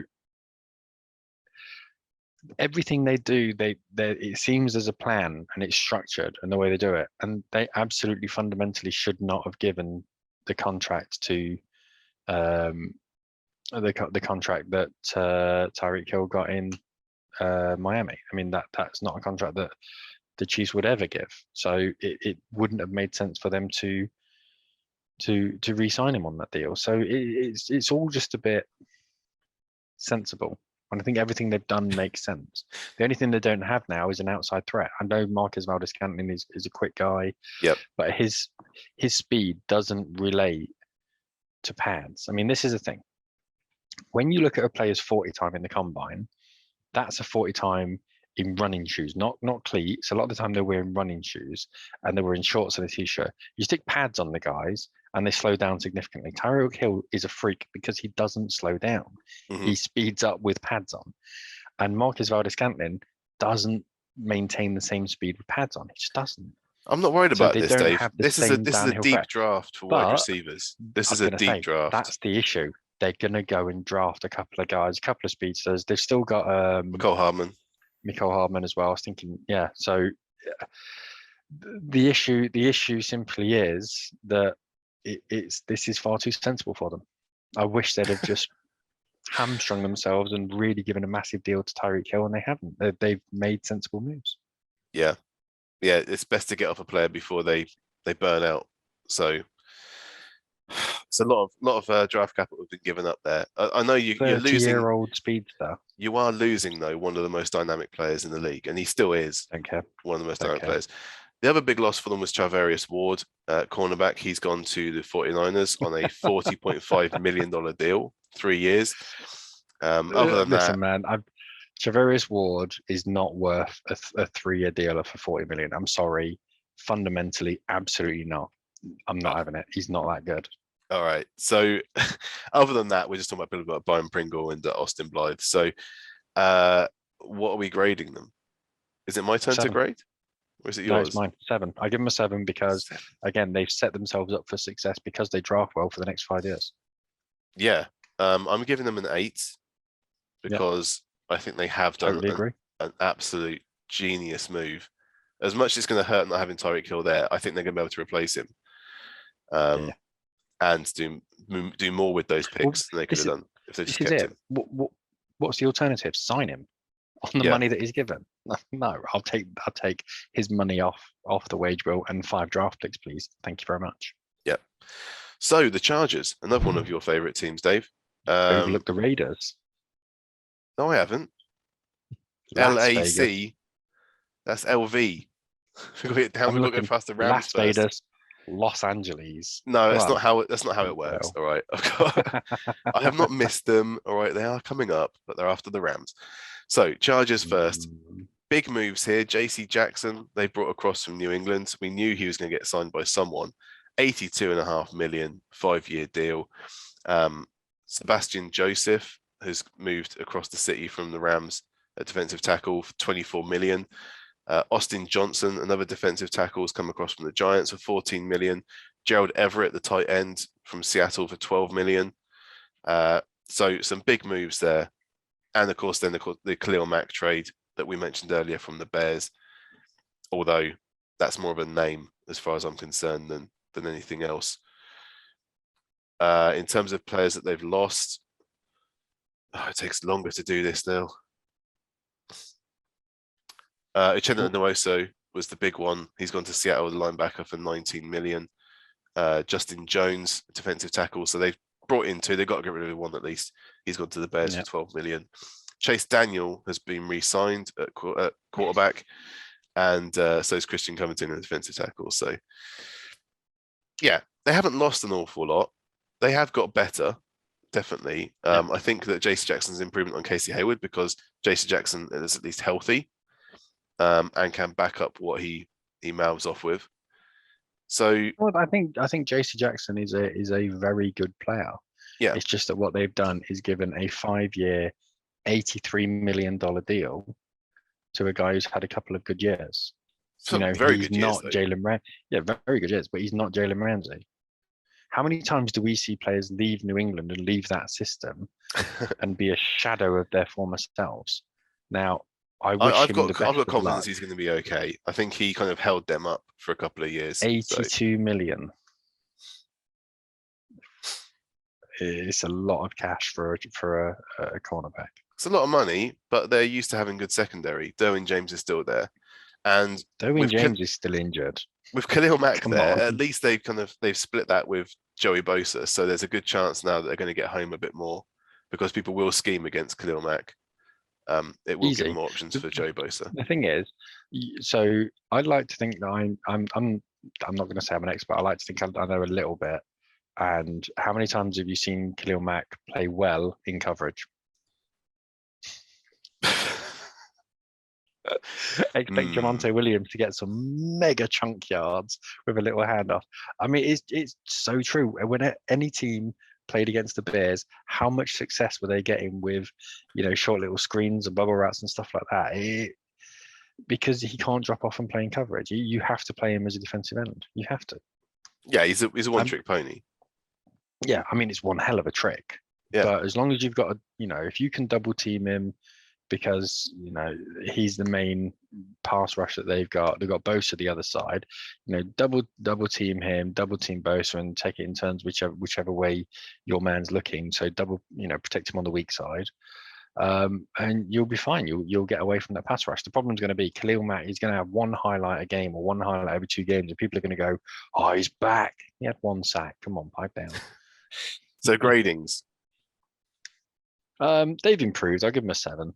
I was going to give them a 7 as well. Yeah. So stole my thunder there. Just some key pieces. Just some names rather than anything else. There weren't any kind of glaring holes.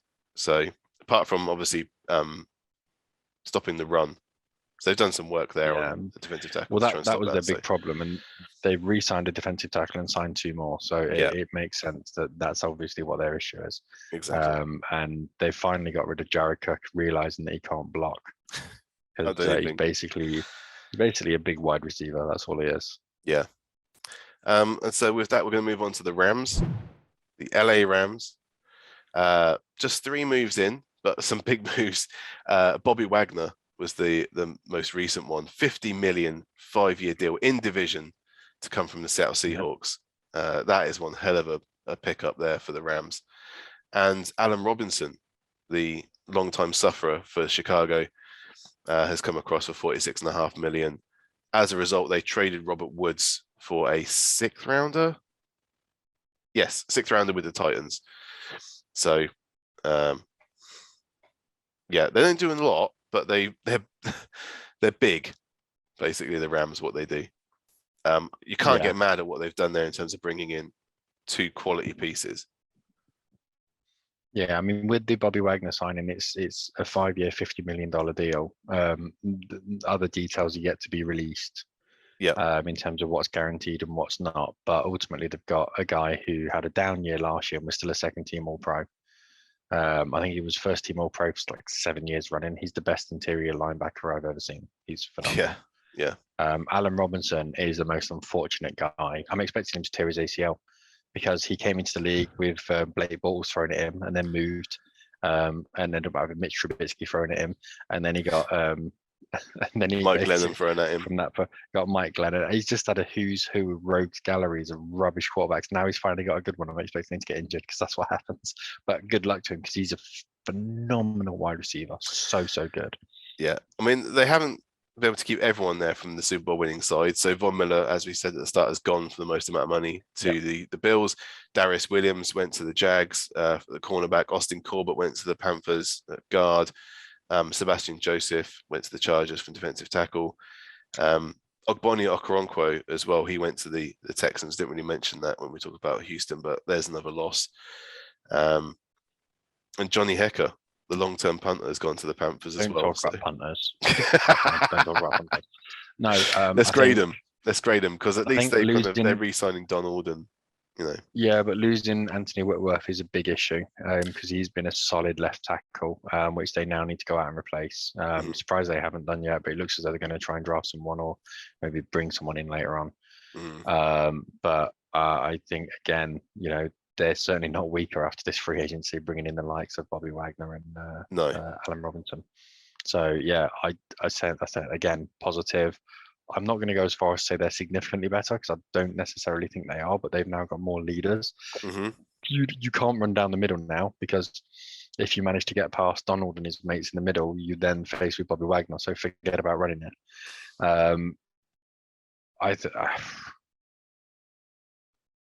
I think it's your go to actually go first. 7. So I'm going to defer to you, Jim. You're going to go 7. 7. I'll go 7 as well. Yeah, they're certainly not worse. They're a better team. No. So the Las Vegas Raiders. Well, as Punk's not here, we can absolutely rip into them. They've done all right. They've done okay. They've done okay. Begrudgingly, that's they've done okay. Chandler Jones is a big move for them for the Cardinals. $51 million. 3-year deal for a 32-year-old. Well done. Bilal Nichols, defensive end from the Bears, so that's a $8.62 million deal. I can't see anyone else massive that they brought in. Other than that, no, not going to mention them. They're not good enough to make mention of here. They did bring in a wide receiver. I was going to say they brought in a couple of trades, so we've got to mention those. I was going to bring it, show who they left first, or who they lost first, I should say. So lost Zay Jones, Marcus Mariota, Casey Hayward, Quentin Jefferson. Quentin Jefferson went back to the Seattle Seahawks defensive tackle, I believe. So Devontae Adams for a 1st and 2nd round pick. I don't know. He obviously is a quality wide receiver, but it worked. We've only seen it work with Aaron Rodgers, basically. So we don't know if he's going to be able to plug in and work somewhere else. It doesn't typically work for wide receivers. Just go somewhere else and it just carry on like Well, it was before? he has that existing relationship with Derek Carr. It's being sold to the media that those two are best mates. Not buying that. I think I'm going to give so for the moves they've made, I think they have definitely improved. But I'm only going to give them 6. I'll explain why. And it's not because they're in division. The only reason I'm going to give them a 6 is because they have made in total 30 roster moves in and out. And they've got McDaniel as their new coach. Yep. Do they feel any better than last year? Yes. Significantly? No. No. They did get That's Rocky my- Sin. I think that- Rocky Sin was a better move than Yannick Ngakwe as well because he's Yeah. younger and more Sorry, potential. yeah, there. it's not even 30. It's not even 30. It's 32 then. I forgot about that one. So it's Yeah. 32 roster moves they've made. Now, when you've only got 53 men on a team, it's a lot. Significant, It's an yeah. awful lot. It is a significant amount, and I don't necessarily. Not all signings you make are going to work out. They're just not. I'm not saying 32 players have, there are a change of 32 players. It's just 1 in, 1 out. That counts as two trades, and there's 32 in total. It's a big old shift. Yeah. The last team to make this many in an off season. No, that Dolphins team. Do you remember the Dolphins team that was absolutely rubbish in their first? That was the last time there was this many in free agency. Yeah. So history tells us it doesn't bode well, but And they made the they've got playoffs as talent. well. It's not as if they were like got a 4-win season or something. They did okay. Yeah, no, they did really well. They got rid of Rick Bisaccia and brought in McDaniels. I'm still not 100% buying it. And listen, we're saying that being a 5 says that if you're a 5, it means that you're as good as you were last year. Yeah. I think they've improved, so I'm giving them a 6, and there's nothing wrong with that. No, I think you're right. I think a 6 is kind of fair because Devontae Adams is a quality piece to move in. I know it's the first and the second you've given up, but they wouldn't have drafted better than that with a first and second round pick. I could have given them 5 first and second round picks. They wouldn't have got better. So with that, let's move on to the Miami Dolphins, one of the biggest movers in the off season. So just looking at the players they moved in from free agency, Teron Armstead was the biggest left tackle from the New Orleans Saints, 75 million 5-year deal. That is huge. Cedric Wilson, wide receiver from the Dallas Cowboys for 22 million. Connor Williams at guard from the Cowboys. They have brought in a new head coach in Mike McDaniel, and they have identified that O-line needs to get better. If they're going to have any chance of giving Tua a proper shake at being a QB in this league, they have given him every opportunity now because, they franchise tagged Mike Gesicki very early. They brought in Trent Sherfield rather than a wide receiver. Who's a tight end rather than a wide receiver. They then traded for Tyreek Hill. Jalen Waddle's been a really good draft pickup as well for them. So they have done what you'd expect a good team to do if they believe in their quarterback, is to surround them with all the pieces they need to succeed. And if they don't, at the end of the season, you can then make a decision. But at least they've given him every opportunity now because that line is much better. It'll get even better during the draft. And that wide receiver core is very scary.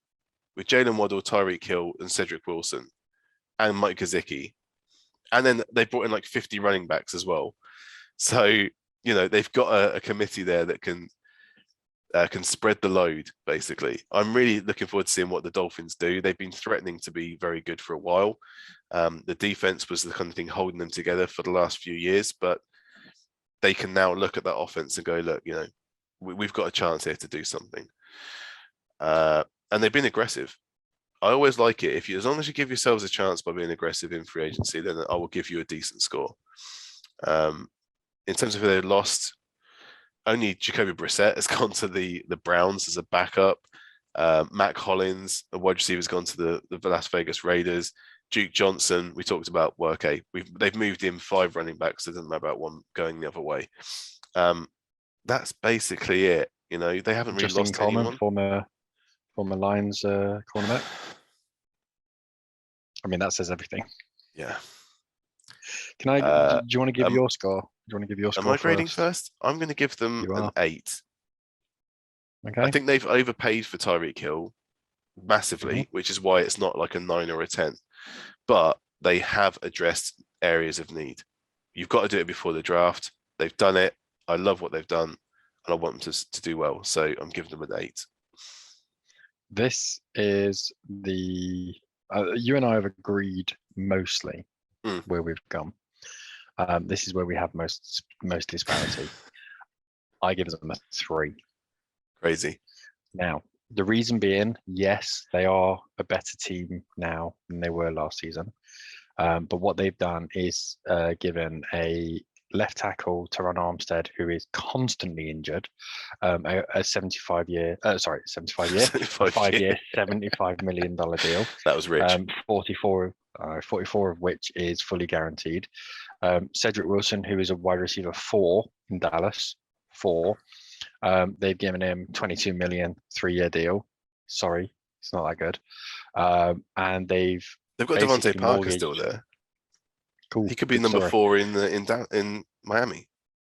Okay, then no need to give him a $22 million contract, is there?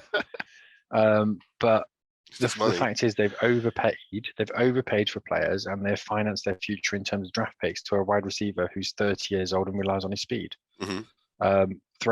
I don't think they've addressed one of their major issues. I think they're potentially worse at. There's no doubting they are worse at the head coach position because they are currently with a guy who is completely untested, getting rid of an absolute top class coach, who's now with the Steelers, I believe. Their losses in my game, basically. 100%, absolutely 100%. And I think they haven't addressed their biggest need, in my opinion, which is quarterback. Well, that's your opinion.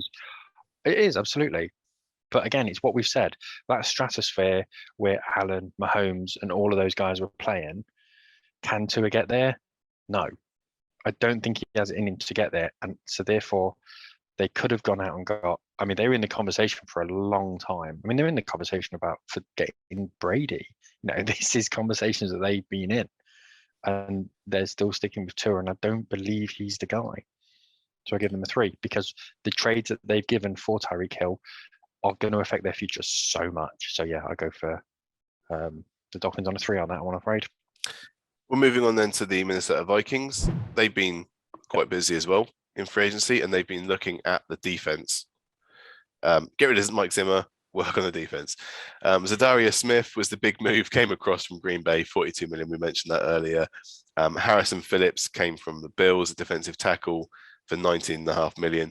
Jordan Hicks, another solid pick up there, inside linebacker for the Cardinals on the 10 million deal. They re-signed Patrick Peterson on a 1-year deal. All right, fine. He's almost 32.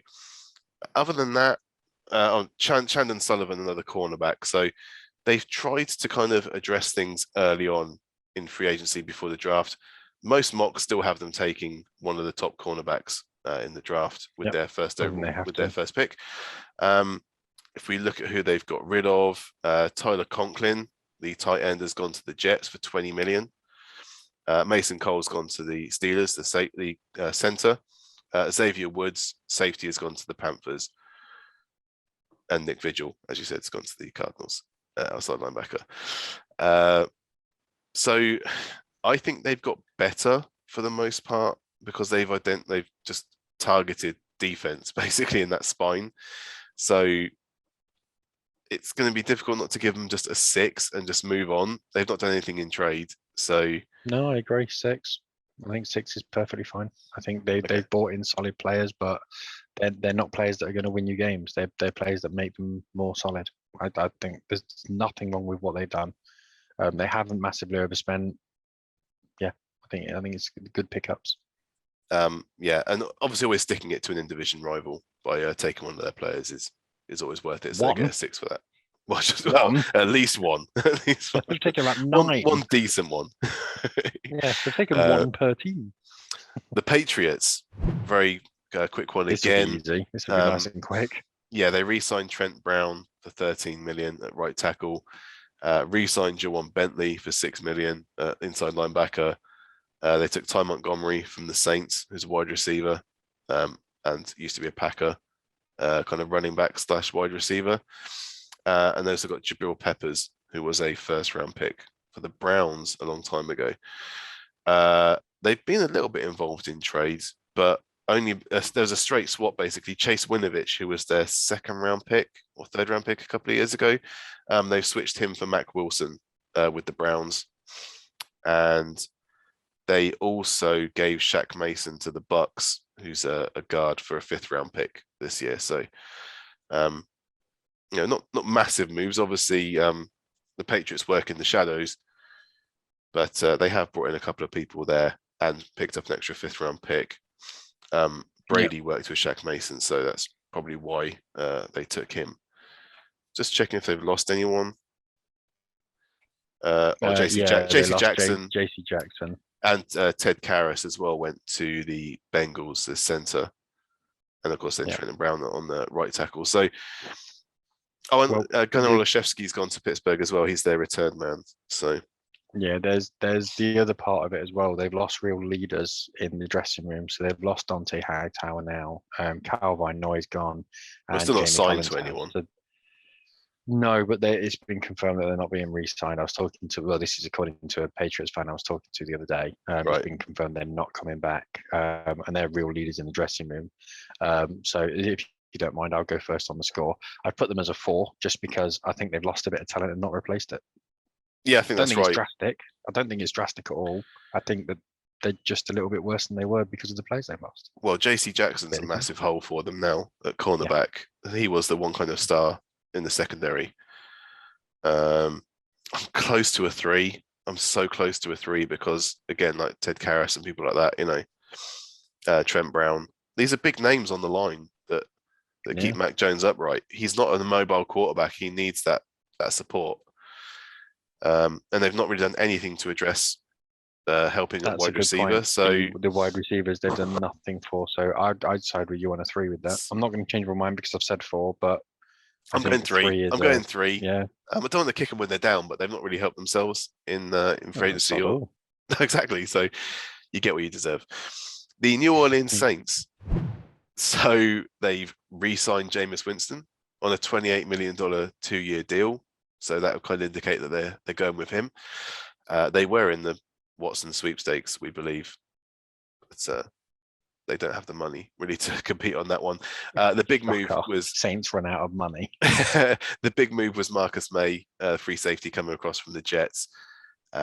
He's had a bad couple of years with injuries and underperformance, so it is a big move in terms of name. Yes. But again, like Khalil Mack, he's just not performed recently. But in that Jets team, it's not too much of a surprise, really. Yeah, and I think it's because they talent. Yeah, it's because they switched Marcus Williams. He went to the Ravens, so it's kind of a straight Marcus swap at safety. So a big name out, a big name in. Marcus Williams went for $70 million to the Ravens. They also lost obviously Teron Armstead and Trevor Siemian. That's about it, So again, not massive moves from the Saints. They're just a bit weaker than they were. Yeah. So a 4. I'm going to give them a 3. I should have gone first on that, by the way.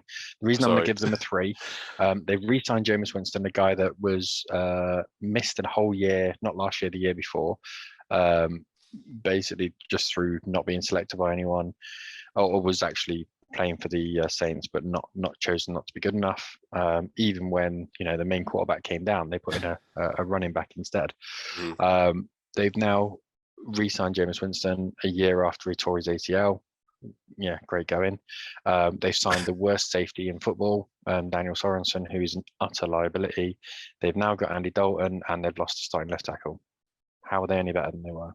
Well, they're not better. They're not better than what. No, completely, absolutely. This isn't a dig at you. Generally, they've overpaid for players they shouldn't have. They shouldn't have bought in previously, and they're paying the price for it now. They're creating cap room by again kicking the can down the road, and they've got a first time head coach now is not going to make them any better. It just feels like the Saints are exactly what we thought they were going to be. 3. But Dennis Allen, he's head coach before. He coached at the Raiders. And how did that go? How do you think it went? Exactly. Okay. So then we move on to the New York Football Giants, one of my favorite teams. It's they've at such a liar. least been busy in free agency. They've brought in Mike Lewinsky from the Colts at guard. They've brought Marcus in Dad. John Feliciano from the Buffalo Bills at guard. They've brought in Jamil Douglas from the Washington Commanders at guard. So they've identified an area where they are weak. Matt Gono from the Falcons at tackle and Corey Cunningham they've re-signed at tackle. So they've been busy in that respect. They've also brought Tyrod Taylor across from the Texans. I was looking at Justin Ellis, who's a defensive tackle, has come across from the Ravens.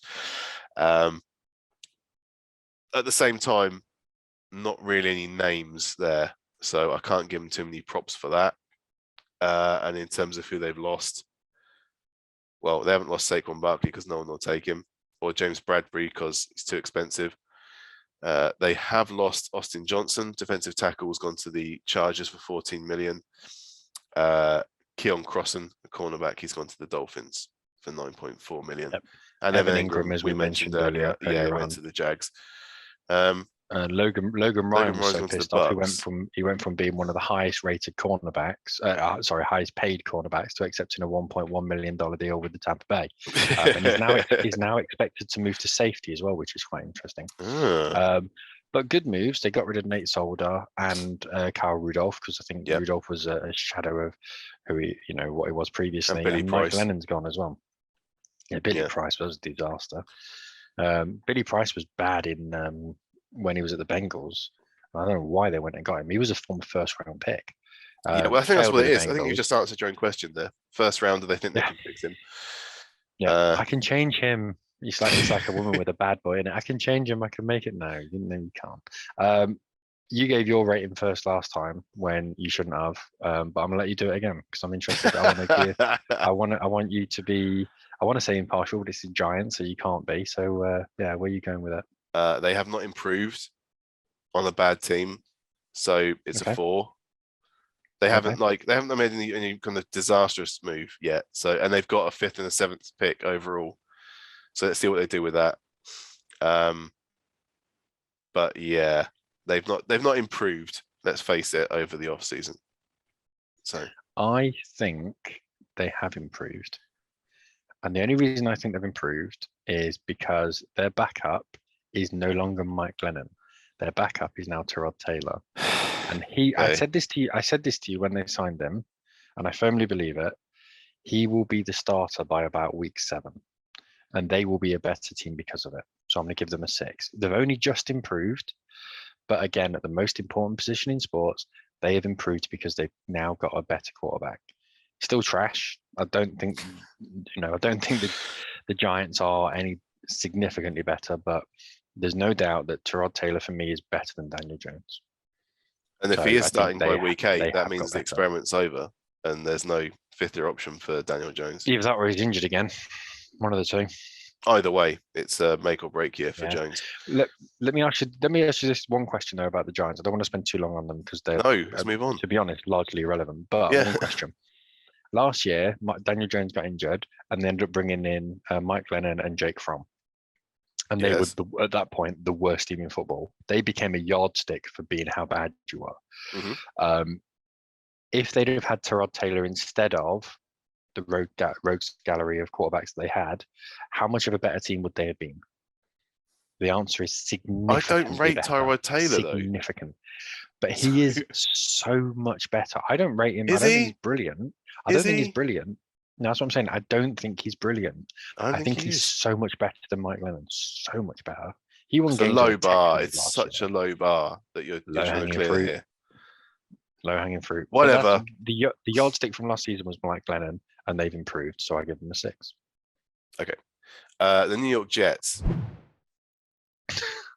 New York Jets. Again, are they still doing anything? Yeah, I mean, Laken Tomlinson, they brought across from guard from the 49ers on a $40 million deal. That's pretty decent. DJ Reed. So as they lost Marcus May, they brought in DJ Reed from the Seahawks at safety on the $33 million deal. CJ Uzama at tight end and Tyler Conklin at tight end from the Bengals and the Vikings, respectively. Jordan Whitehead, another safety, has come across from the Bucks. Jake Martin, outside linebacker from the Texans. Greg the Leg from the Cowboys. So there've been some all right moves there. You know, I still like what the Jets are doing, and they've got a lot of picks in the draft as well that are coming up. I think they got involved in trades. Yeah, they got a 6th round pick next year for Blake Cashman from the Texans, linebacker. So extra pick there next year. And if we look at, never look a gift horse in the mouth. And if we look at who they've lost, so Foley Fatukasi has gone to the Jags. We talked about that. Marcus May to the Saints. Morgan Moses, their right tackle, has gone to Baltimore. Jamison Crowder, who was one of their most productive wide receivers last year, has gone to the Buffalo Bills. I mean, being the most productive wide receiver for the Jets is still low-hanging fruit. Come on. Well, last year he did all right. But there were some injuries that made that the case. Other than that, not an awful lot so far. I think we're still waiting on what they're doing in the draft. We're expecting them to draft well. I like their front office pairing. Robert Saleh is a great a great coach. Let's put it that way. Cutting his teeth as a head coach. So we're expecting a defensive first round from them. Probably looking at secondary, so maybe a safety in there, a cornerback, maybe as well. They've done an awful lot to try and help Zach Wilson on the offensive line already. So maybe there's a guard pickup in the early rounds as well. But I'm kind of encouraged by what they're doing. It's not been like headline grabbing so far in free agency, but you're not kidding. No, but that's why. Although I'm not grading them first, I'm not giving them a downgrade. I was giving them a 5. Yeah, so give them a 5 because they haven't. The players they've lost, they've replaced. Yes, they haven't hurt themselves. The problems they had before are still there. They've not improved. No. Yeah, 5. And with that, we're moving on to the Philadelphia Eagles. Good move up for Hassan Reddick from the Panthers, $45 million. I think he's worth it. They've re-signed Derek Barnett and Fletcher Cox after letting Fletcher Cox get released and then come back on a better deal. They've re-signed Anthony Harris at free safety and Boston Scott at running back. They did bring in Zach Pascal from the Colts, wide receiver. I like Zach Pascal. He's all right. He's a one-trick pony, but he's all right. He's a former basketball player, so he's one of those guys that you will go up and win it. For me, I reckon he should be a tight end, to be perfectly honest with the size. Still expecting them to sign a wide receiver though in the draft. They've got, was it 3 picks in the draft in the first round? Who they've lost? I mean, Hassan Ridgeway has gone to the 49ers, their defensive tackle. And Alex Singleton, linebacker, has gone to the Broncos. And Jannard Avery, defensive end's gone to Pittsburgh. But other than that, they've kind of kept the core in place there. So no trades. What are we doing with the Eagles? Oh, it's me picking 4. First, isn't it? 4? Yeah. Go on, what's your score? 4. I'm giving them a 6 because I think the Hassan Reddick pick on its own is enough to kind of bump them up and to re-sign Fletcher Cox, who's a bit of a ledge. Right. I'm giving them a 6. I mean, I'm not giving them any props for re-signing a guy they already had. I give them a 4. The only reason I give them a 4 is because they were in the stakes to get a new quarterback with Deshaun Watson. How serious that was, I was never all that too sure, to be perfectly honest. The names were thrown in. I'm not feeling him. I know you're not, but you're gonna have to learn one way or another. You're wrong. Okay, so that's 6 and a 4 for the Eagles. Sorry, man, I'm just not wrong. Let's move on. The Pittsburgh Steelers. The Pittsburgh Steelers. Straight double digits for this one. So they brought in James Daniel, guard from the Bears, Miles Jack, another perfect pickup there, inside linebacker from the Jags. Mason Cole helps at center from the Vikings. Mitch Trubisky paying him backup money from the Bills, but an upgrade from Mason Rudolph. All right, before you stop laughing, he is better than Mason Rudolph. I mean, great to re-sign the Killer Witherspoon. He did really well for us at corner last year. Levi Wallace, a solid starter in the league because we're losing Joe Hayden. I think he's going to retire probably. Gunnar Olszewski, well, we got rid of Ray McLeod, who was our return man, so we just switched in for the Patriots return man. And Junaid Avery, just mentioned, has come across at defensive end from the Philadelphia Eagles on a 1-year deal. It's a team-friendly contract. So that's the people we brought in. We have lost a couple of players, though. The chief one really was Juju, that I was hoping we would re-sign. I think But that the didn't loss of Juju and James Washington together as a unit is a big blow. But you will draft a wide receiver. I've got We no doubt about draft that. wide receivers. I can't judge you on that now because you haven't done it yet. So No. for me, I'm booking you as a 5. I'm giving my score first on this one. I book you as a 5. The only reason being, you have improved, but it's Mitchell Trubisky, and he now has fewer wide receivers to throw out than he had previously. Doesn't have Juju, doesn't have James Washington. I like James Washington. I think he's good. Juju was injured for a lot of last season, so we wouldn't have a chance to throw him if he was here last year anyway. But he's still there. He was still there. Still there. I just think the upgrade from Mason Rudolph to Mitchell Trubisky is significant. But you're I'm giving us not a a 5. massive believer. Yeah, I'm giving you a 5. That's no improvement. It's not no. But what I'm saying is you've lost in other positions that you haven't improved in, and I don't think Trubisky makes you a better team. It just makes you less worse. If you hadn't have signed Trubisky, you would have been getting a significant down mark because you were going with Mason Rudolph. Yeah, the interception machine. But no, I think you are. You haven't addressed a major need. To be perfectly honest, I think I'm being generous. We haven't addressed anything. I think I could, because your biggest need is quarterback. I could rate you as a 2. I could rate you as a 2 because compared to where you were last season, you are now a significantly worse team. You're going to be worse when you've lost a Hall of Famer. Exactly, and you haven't replaced it. So you can't replace that. I'm going to mark you down as a 3 because I think you are a worse team now based on what you were last year. So I'm moving. You said 5 a minute ago. I lied. I'm on a 3. This is ridiculous. Well, ladies and gentlemen, we know what's going on here. This is just a wind-up fishing excursion. Jim. It's not a wind-up. Fishing excursion. Compared to last year, the Steelers are a worse team. Done. You can't argue with that.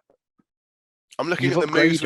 Look at the moves we've made in off-season. All right, okay. Good, solid moves. Okay, improved the position, improved the O-line, solidified the cornerbacks, a better linebacker. Okay, yes. What are you talking about?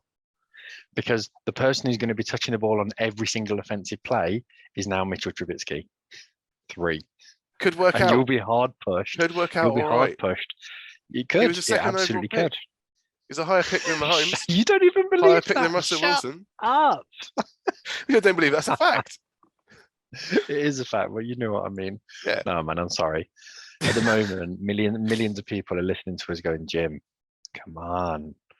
Look, I'm giving this an 8 and we're moving on. Are you seriously giving you an 8? Yeah. You're Look at our O-line. Look how much better our O-line's going to be. Yeah.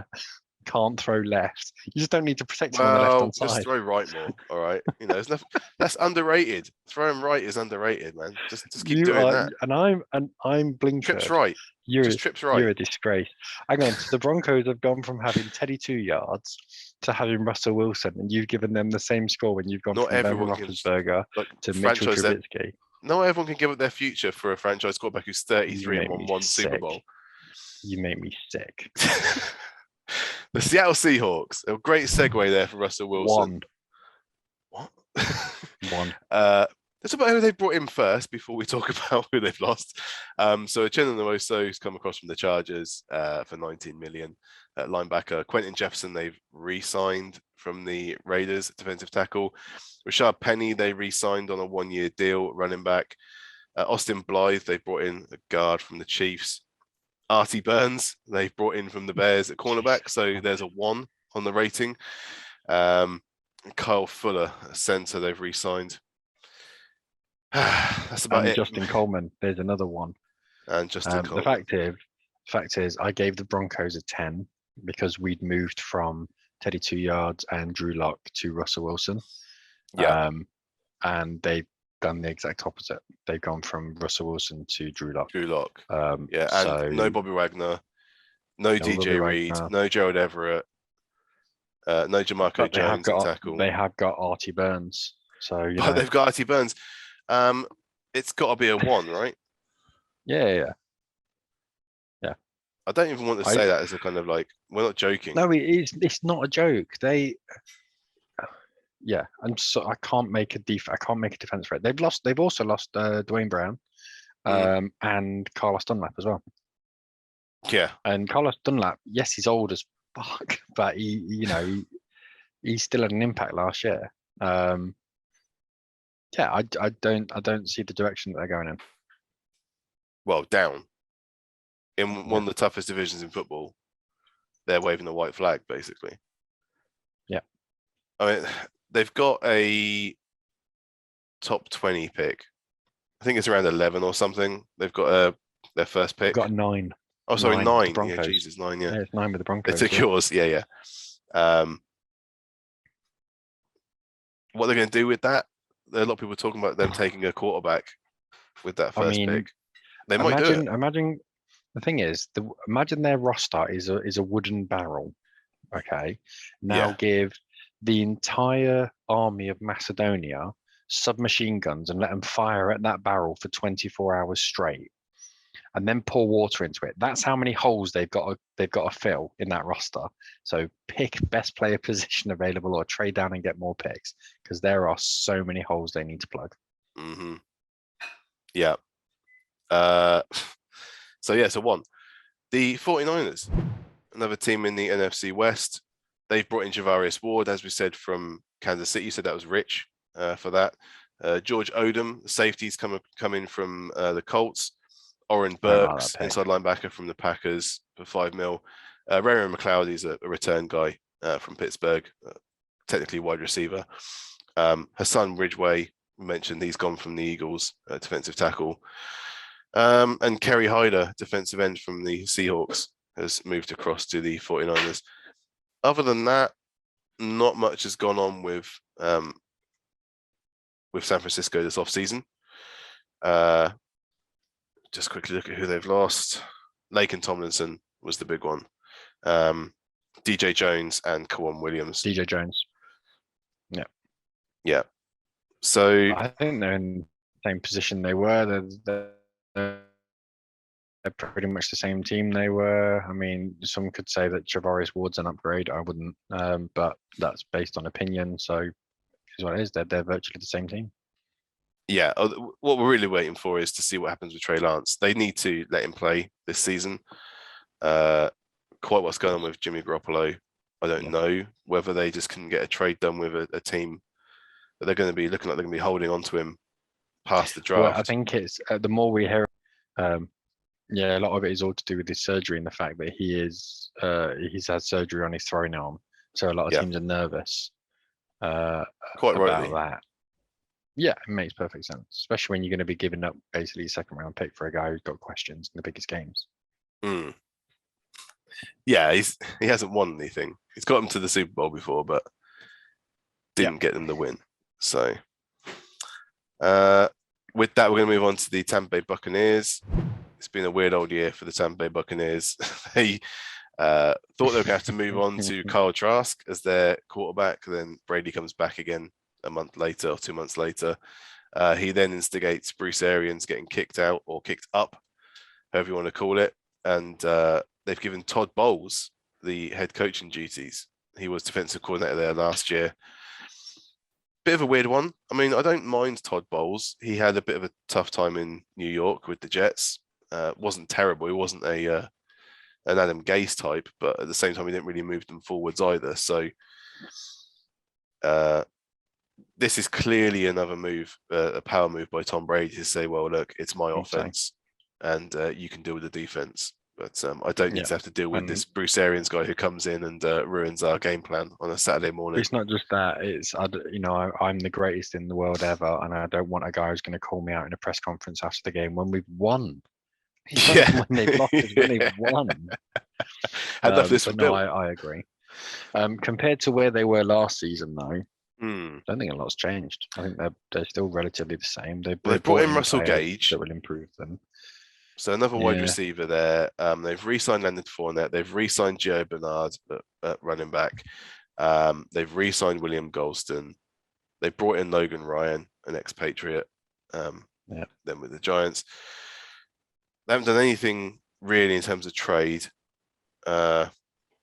Although, no, I saw their It depends their on what flag went. snapshot we're. Oh yeah, Shaq Mason. They Depends on- picked up, didn't they, for the 5th round pick from Yeah, the well, it depends Patriots. on what snapshot we're looking at. If we're looking at a snapshot compared to a month ago, God, it's a 10. They replaced Kyle Trask with Tom Brady. It's a 10.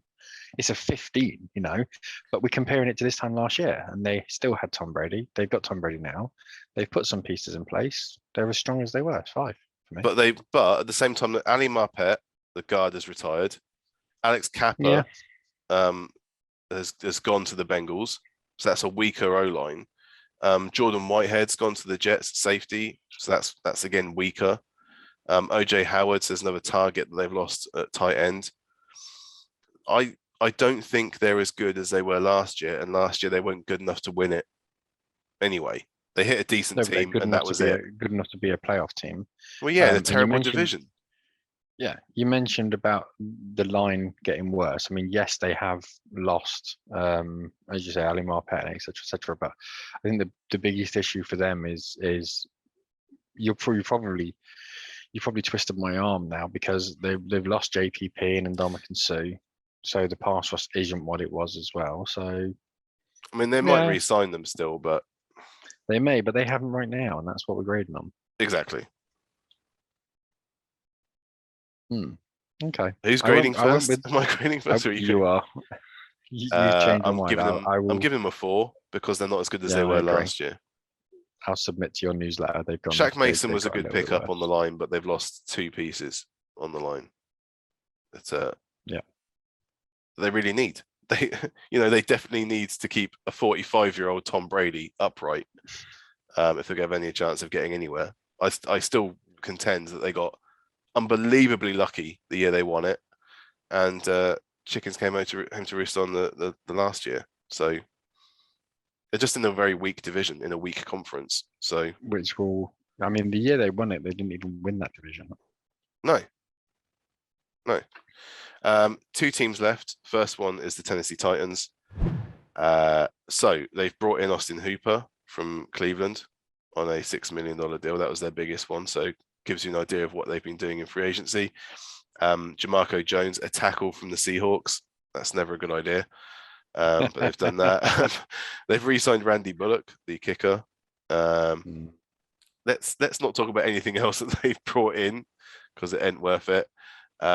They were I did see that thing come up in the trades. Yeah, Robert Woods they picked up, didn't they, for the 6th round pick? That's a good bit of business, Robert Woods. If he can be healthy, then it's going to be better than Julio Jones. He's replacing Julio Jones, who has the potential to be special. The problem is Julio Jones was with Brian Tannehill, who's never going to give him that opportunity. They've lost Janoris Jenkins, Rashad Evans. If you can keep his temper down and stop the red mist from going, can be a phenomenon. I've seen a couple of games where he's almost unplayable. It feels that they're a slightly worse team. I'm rating them first, and I'm happy to give you my score early. I'll give them a 4. I don't think they're particularly significantly worse, but they've just not improved, and they've lost 1 or 2 pieces. Yeah, they lost Roger Saffold to the Bills at guard, and lost Jaron Brown at linebacker to the Raiders. And Carl Pico as well, defensive tackle. So Cal Pecco is not a big loss. We had him at the Broncos. He's not a big loss. He's a rotation piece at most. As soon as you've lost them, that's it. It's like they're dead to you. No. He started at the Broncos, and he should never have been starting. Because we had his brother Demonte Pecco. Pecco was the main starter, and Kyle Pecco's. He's gone to the Raiders for $1 million. There's a reason that he's only been paid that. But let's not forget that this Titans team were a team that won their division, went into a playoff game, recorded 9 sacks, and still lost a game. Has Mm, anyone has anyone that they've signed convinced you that they're going to be able to turn that around? No. no, no. So that's the thing with Tennessee. It's always a I'll give very them a 4. meh when they're talking about like off-season moves, and even in the Well, a draft, couple of it's always years ago, linebackers or it's never a sexy pick no, when they're doing it these was drafting. it was only a couple of years ago. They went out and they picked up Logan Ryan. They went out and picked up. There was another guy they got from New England as well. Butler. Yeah, and so they you kind of just went, all right, this is this is a bit different for what the Texans, work. the Titans do. But I mean, they got them to a championship game, Mm, but most of that was hanging off the back of Derrick Henry. So yeah, it just feels a bit. They've gone and signed 3 running backs this year. It's not too much of a surprise, really, is it? yeah. I'm giving them a 4 just because I think they're Yeah, slightly same weaker as. than they were before, and they just haven't done anything.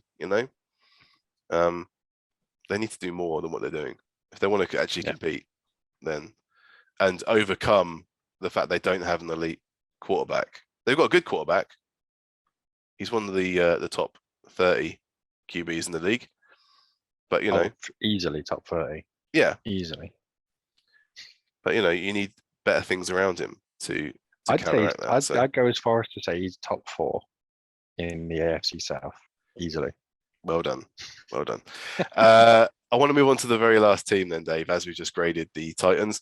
Should we just troll and just skip them entirely? No, the Washington Commanders. They've brought in Andrew Norwell, good move at guard.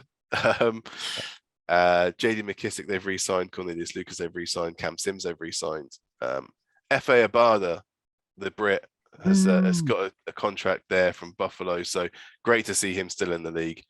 And Danny Johnson, cornerback, has re-signed as well. So very quiet in terms of signings.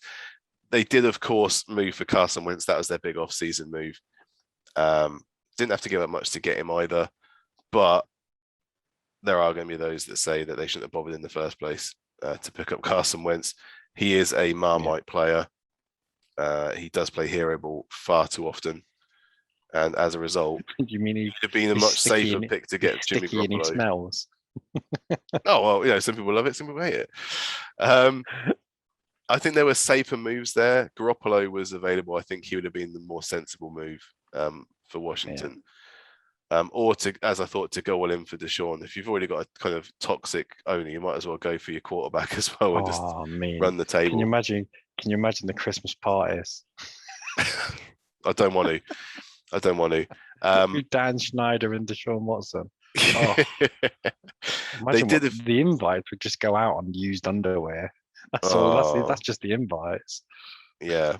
They did, of course, lose Brandon Scherf, the long-time guard for them, to Jacksonville. And Tim Settle, defensive tackle, went to Buffalo. Brandon Scherf was also the ghost in Ghostbusters. True story.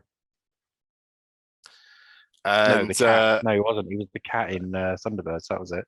What? He was the cat in Thunderbirds. What are we grading now that that's over?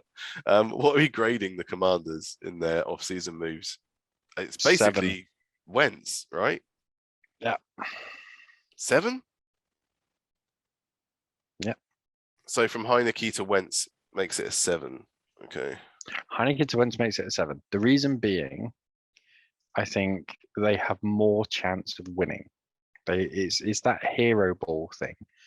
If you've got a one-off game, okay, imagine you're a head coach, okay, and you're going into a Super Bowl with the I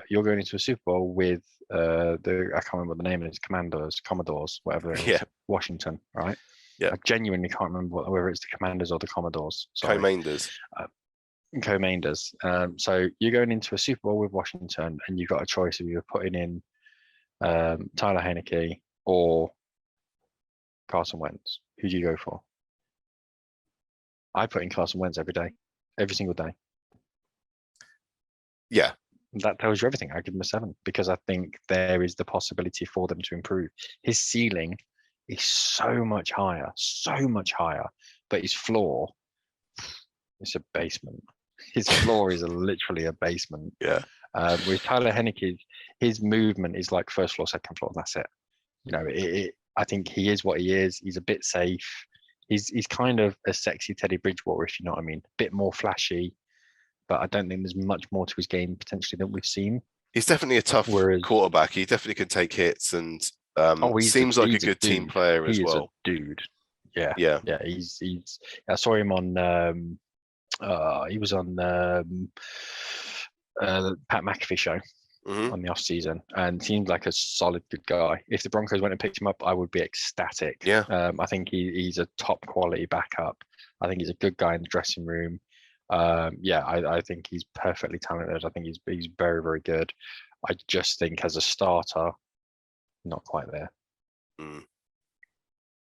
Whereas Wentz can be. I mean, at the same time, I think you're right. I think I'm not down on Carson Wentz as other people are. So I think it is an improvement. I think it's a risk. It's a massive risk, but there is a chance it pays off. So I'm going to give him a 6. Yep, I'm done with they that. Haven't hurt themselves in this off season. No, I think if they give them like a first round pick or something for him, then I'd be going, that's too much. But they didn't. They've literally just given up a 3rd round pick this year and a 3rd round pick next year, probably a 2nd round pick next year. And if you get a guy that's giving you more wins, then it's worth it, right? Yeah, I mean, absolutely. I'm fully in agreement with that. There's nothing more I can say that I haven't already. I think, in all honesty, they're in one of those positions where, you know, they can't go out and do any more than they have done in the off season. I think they've done pretty much everything they can, and you have to respect that. They've improved their team, but again, the high is definitely higher, but the floor is also significantly lower, so it can go either 2 ways. But I'm more of a fan of, look, just go for it. If there's an opportunity for you to improve, go for it. So that's it. We've gone through all 32 teams, Dave. It's taken a long time, but we got there. Anything you want to do with those rankings? Yeah, so these are the teams that so your highest rating was an 8, okay, and you gave an 8 to the following teams. You gave an 8 to the Buffalo Bills, the Cincinnati Bengals, the Denver Broncos, the Kansas City Chiefs, the Miami Fish, and the Pittsburgh Steelers. So they're the teams you gave an 8 to. Yeah. Your lowest were the Atlanta Falcons, the Dallas Cowboys, the Green Bay Packers, and the New England Patriots, all with 3. The Cards with 2, and the Seahawks with 1. Yeah. So, I mean, other than the Steelers, I think that sounds right. So not. I gave 2 10s. One to the Browns, one to the Broncos. I gave the Jags a 9, Bengals an 8. Agreed with you there. The Texans an 8. You gave the Texans a 6. My lowest were the Saints with a 4, Packers 3. Saints with a 3, Packers 3, Steelers 3. That was a bone of contention. Panthers 2, Cardinals 2, and Seahawks 1. My average overall was 5.3. Your average overall, 5.2. Oh, okay. So interesting. We've both said that, generally teams have improved, which I think is surprising considering how many low marks we have given. And this is the interesting part. So out of the 32 teams, we've actually agreed on 13 of them. 13 times we agreed with the score, which, considering how much you and I disagree on stuff, I think is I don't Most think of these are facts, though. It's not. There's not a lot of opinion on this, right? Some of it is. Some of it. But the thing is, I think one of the reasons that you and I agree so much is because for the most part, you're trading known entities. When we come to the draft, we disagree a lot more because it is based on opinion. We've both had some horrific misses. I mean, you with Justin Herbert, me with Rashard Penny. We've had some horrendous, but we've also had some massive successes. Mark Andrews was a massive success. I picked him up straight away and said he's going to be brilliant. He absolutely was. Patrick Mahomes. Yeah, absolutely. So I think it makes it more interesting in draft wise, which I'm sure we'll get onto in the future. We will. But everything now is a traded known entity. So with the remaining ones, I picked higher 12 times, you picked higher 7 times. So all the next time that you're calling me a dour northerner and that I'm miserable, just remember, I've almost twice as positive as you. Giving out tens, just like, this means nothing. I gave If you out give two tens. You didn't even give out one for the 10. Browns. For the Browns? And I Damn it, explained man. why. You Yeah, don't want me to crazy. go into that again. Crazy. You don't want me No, to go into that. no. Our biggest disparity was the Browns and the Steelers. And I know about the AFC North and you don't. So we've already proven that. Well, Because this has we'll gone on see. so long, this is basically our pod for next week, guys. So Yeah. we're not going to release a pod next week, but because you're Patreon, we'll release another video next week, come rain or shine, just for you. So that'll be it. And then we're obviously moving into draft season. I don't know about you, Dave, but I've started really kind of getting into the draft prospects now. Just trying to latching on to position groups I like, so to try and get me into it, because the quarterbacks are completely uninspiring. Well, I've been paying a little bit of attention. So there's a couple of guys that I've sort of been liking sort of early on. I'm not going to sort of give any names because I'll give that away. Well, it's not necessarily that. I think there's, the guys, there's home run hitters like Derek Stingley and Kayvon Thibodeau, who we discussed in podcast for this week as well. But the guy I'm high on, I think you liked a tweet I put out there, was Charles Cross. I think he's potentially the most underrated lineman in the draft, but there's a good chance he may go high if someone falls in love with him. So it's difficult to know, but it's because there's no real quality quarterbacks in this. It's going to be more of a howler. Who's going to be the first one to break and go, oh, we need a QB, and pick him fifth? You think, what are you doing, you bunch of muppets? Something's going to go crazy in this draft. Yeah. Do you know what? I'm just gutted that Ryan Pace is in here. Because something more. Can you imagine if what we need is Ryan Pace and Bill O'Brien at the same franchise, and they just be like hitting the panic button every single time and just drafting an idiot? Yeah, it's going to be interesting. There's too many teams with multiple picks that can easily move out of some of those. Yeah. I mean, the Jags don't want to be picking at 1. Lions don't want to be picking at 2, and the Texans probably don't want to be picking at 3. So God knows what's going to happen. I just really hope my Steelers don't get involved in this. Please. Do you remember just don't pick a QB. Desmond Ridder. Do you remember our golden rule from a couple of years ago? If teams have multiple picks, concentrate on what you're doing and don't move out of it. And that bore true last time. Yeah. Now, if the Eagles are worrying about trades and instead of looking on what's on the board and stuff like that, it could end up spelling disaster because you've got so many things going on. So I think the golden rule that we came up last time and was adhered to was kind of just stay where you are. Yeah, don't trade out. Yeah, if you just concentrate on best player and the guys that are going to really give you some solid value, and just go from there, really. Yeah, unless you're a team like the Panthers where it's got nothing until round 4, in which case I don't care how desperate you are for a quarterback, you got to trade down. You got to trade down.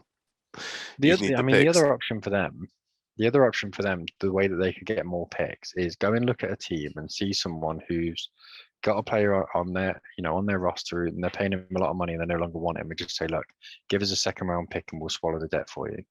It's what happened with the Browns previously when they took Brock Osweiler. They ended up getting a first round pick for that. The Browns took a player and a first round pick just to swallow his contract. Yeah. So there's that possibility because they have decent money available. So there's always that possibility. I just don't feel like the Titans are that organization who are going to be that creative enough in order to actually kind of do that thing. But you can certainly target, picking up picks that way, or just maybe trade a couple of entities that you do have. Anyway, we better not talk too much about picks and drafts because that's number one. For this one, we're now finished. Thank you very much, guys, for sticking with us. And as always, hit us up on social media. Let us know what you thought of the rankings that we gave for your team. And we're back very soon with another Patreon video. So until then, I've been Jim. That's been Never Dave. Cheers.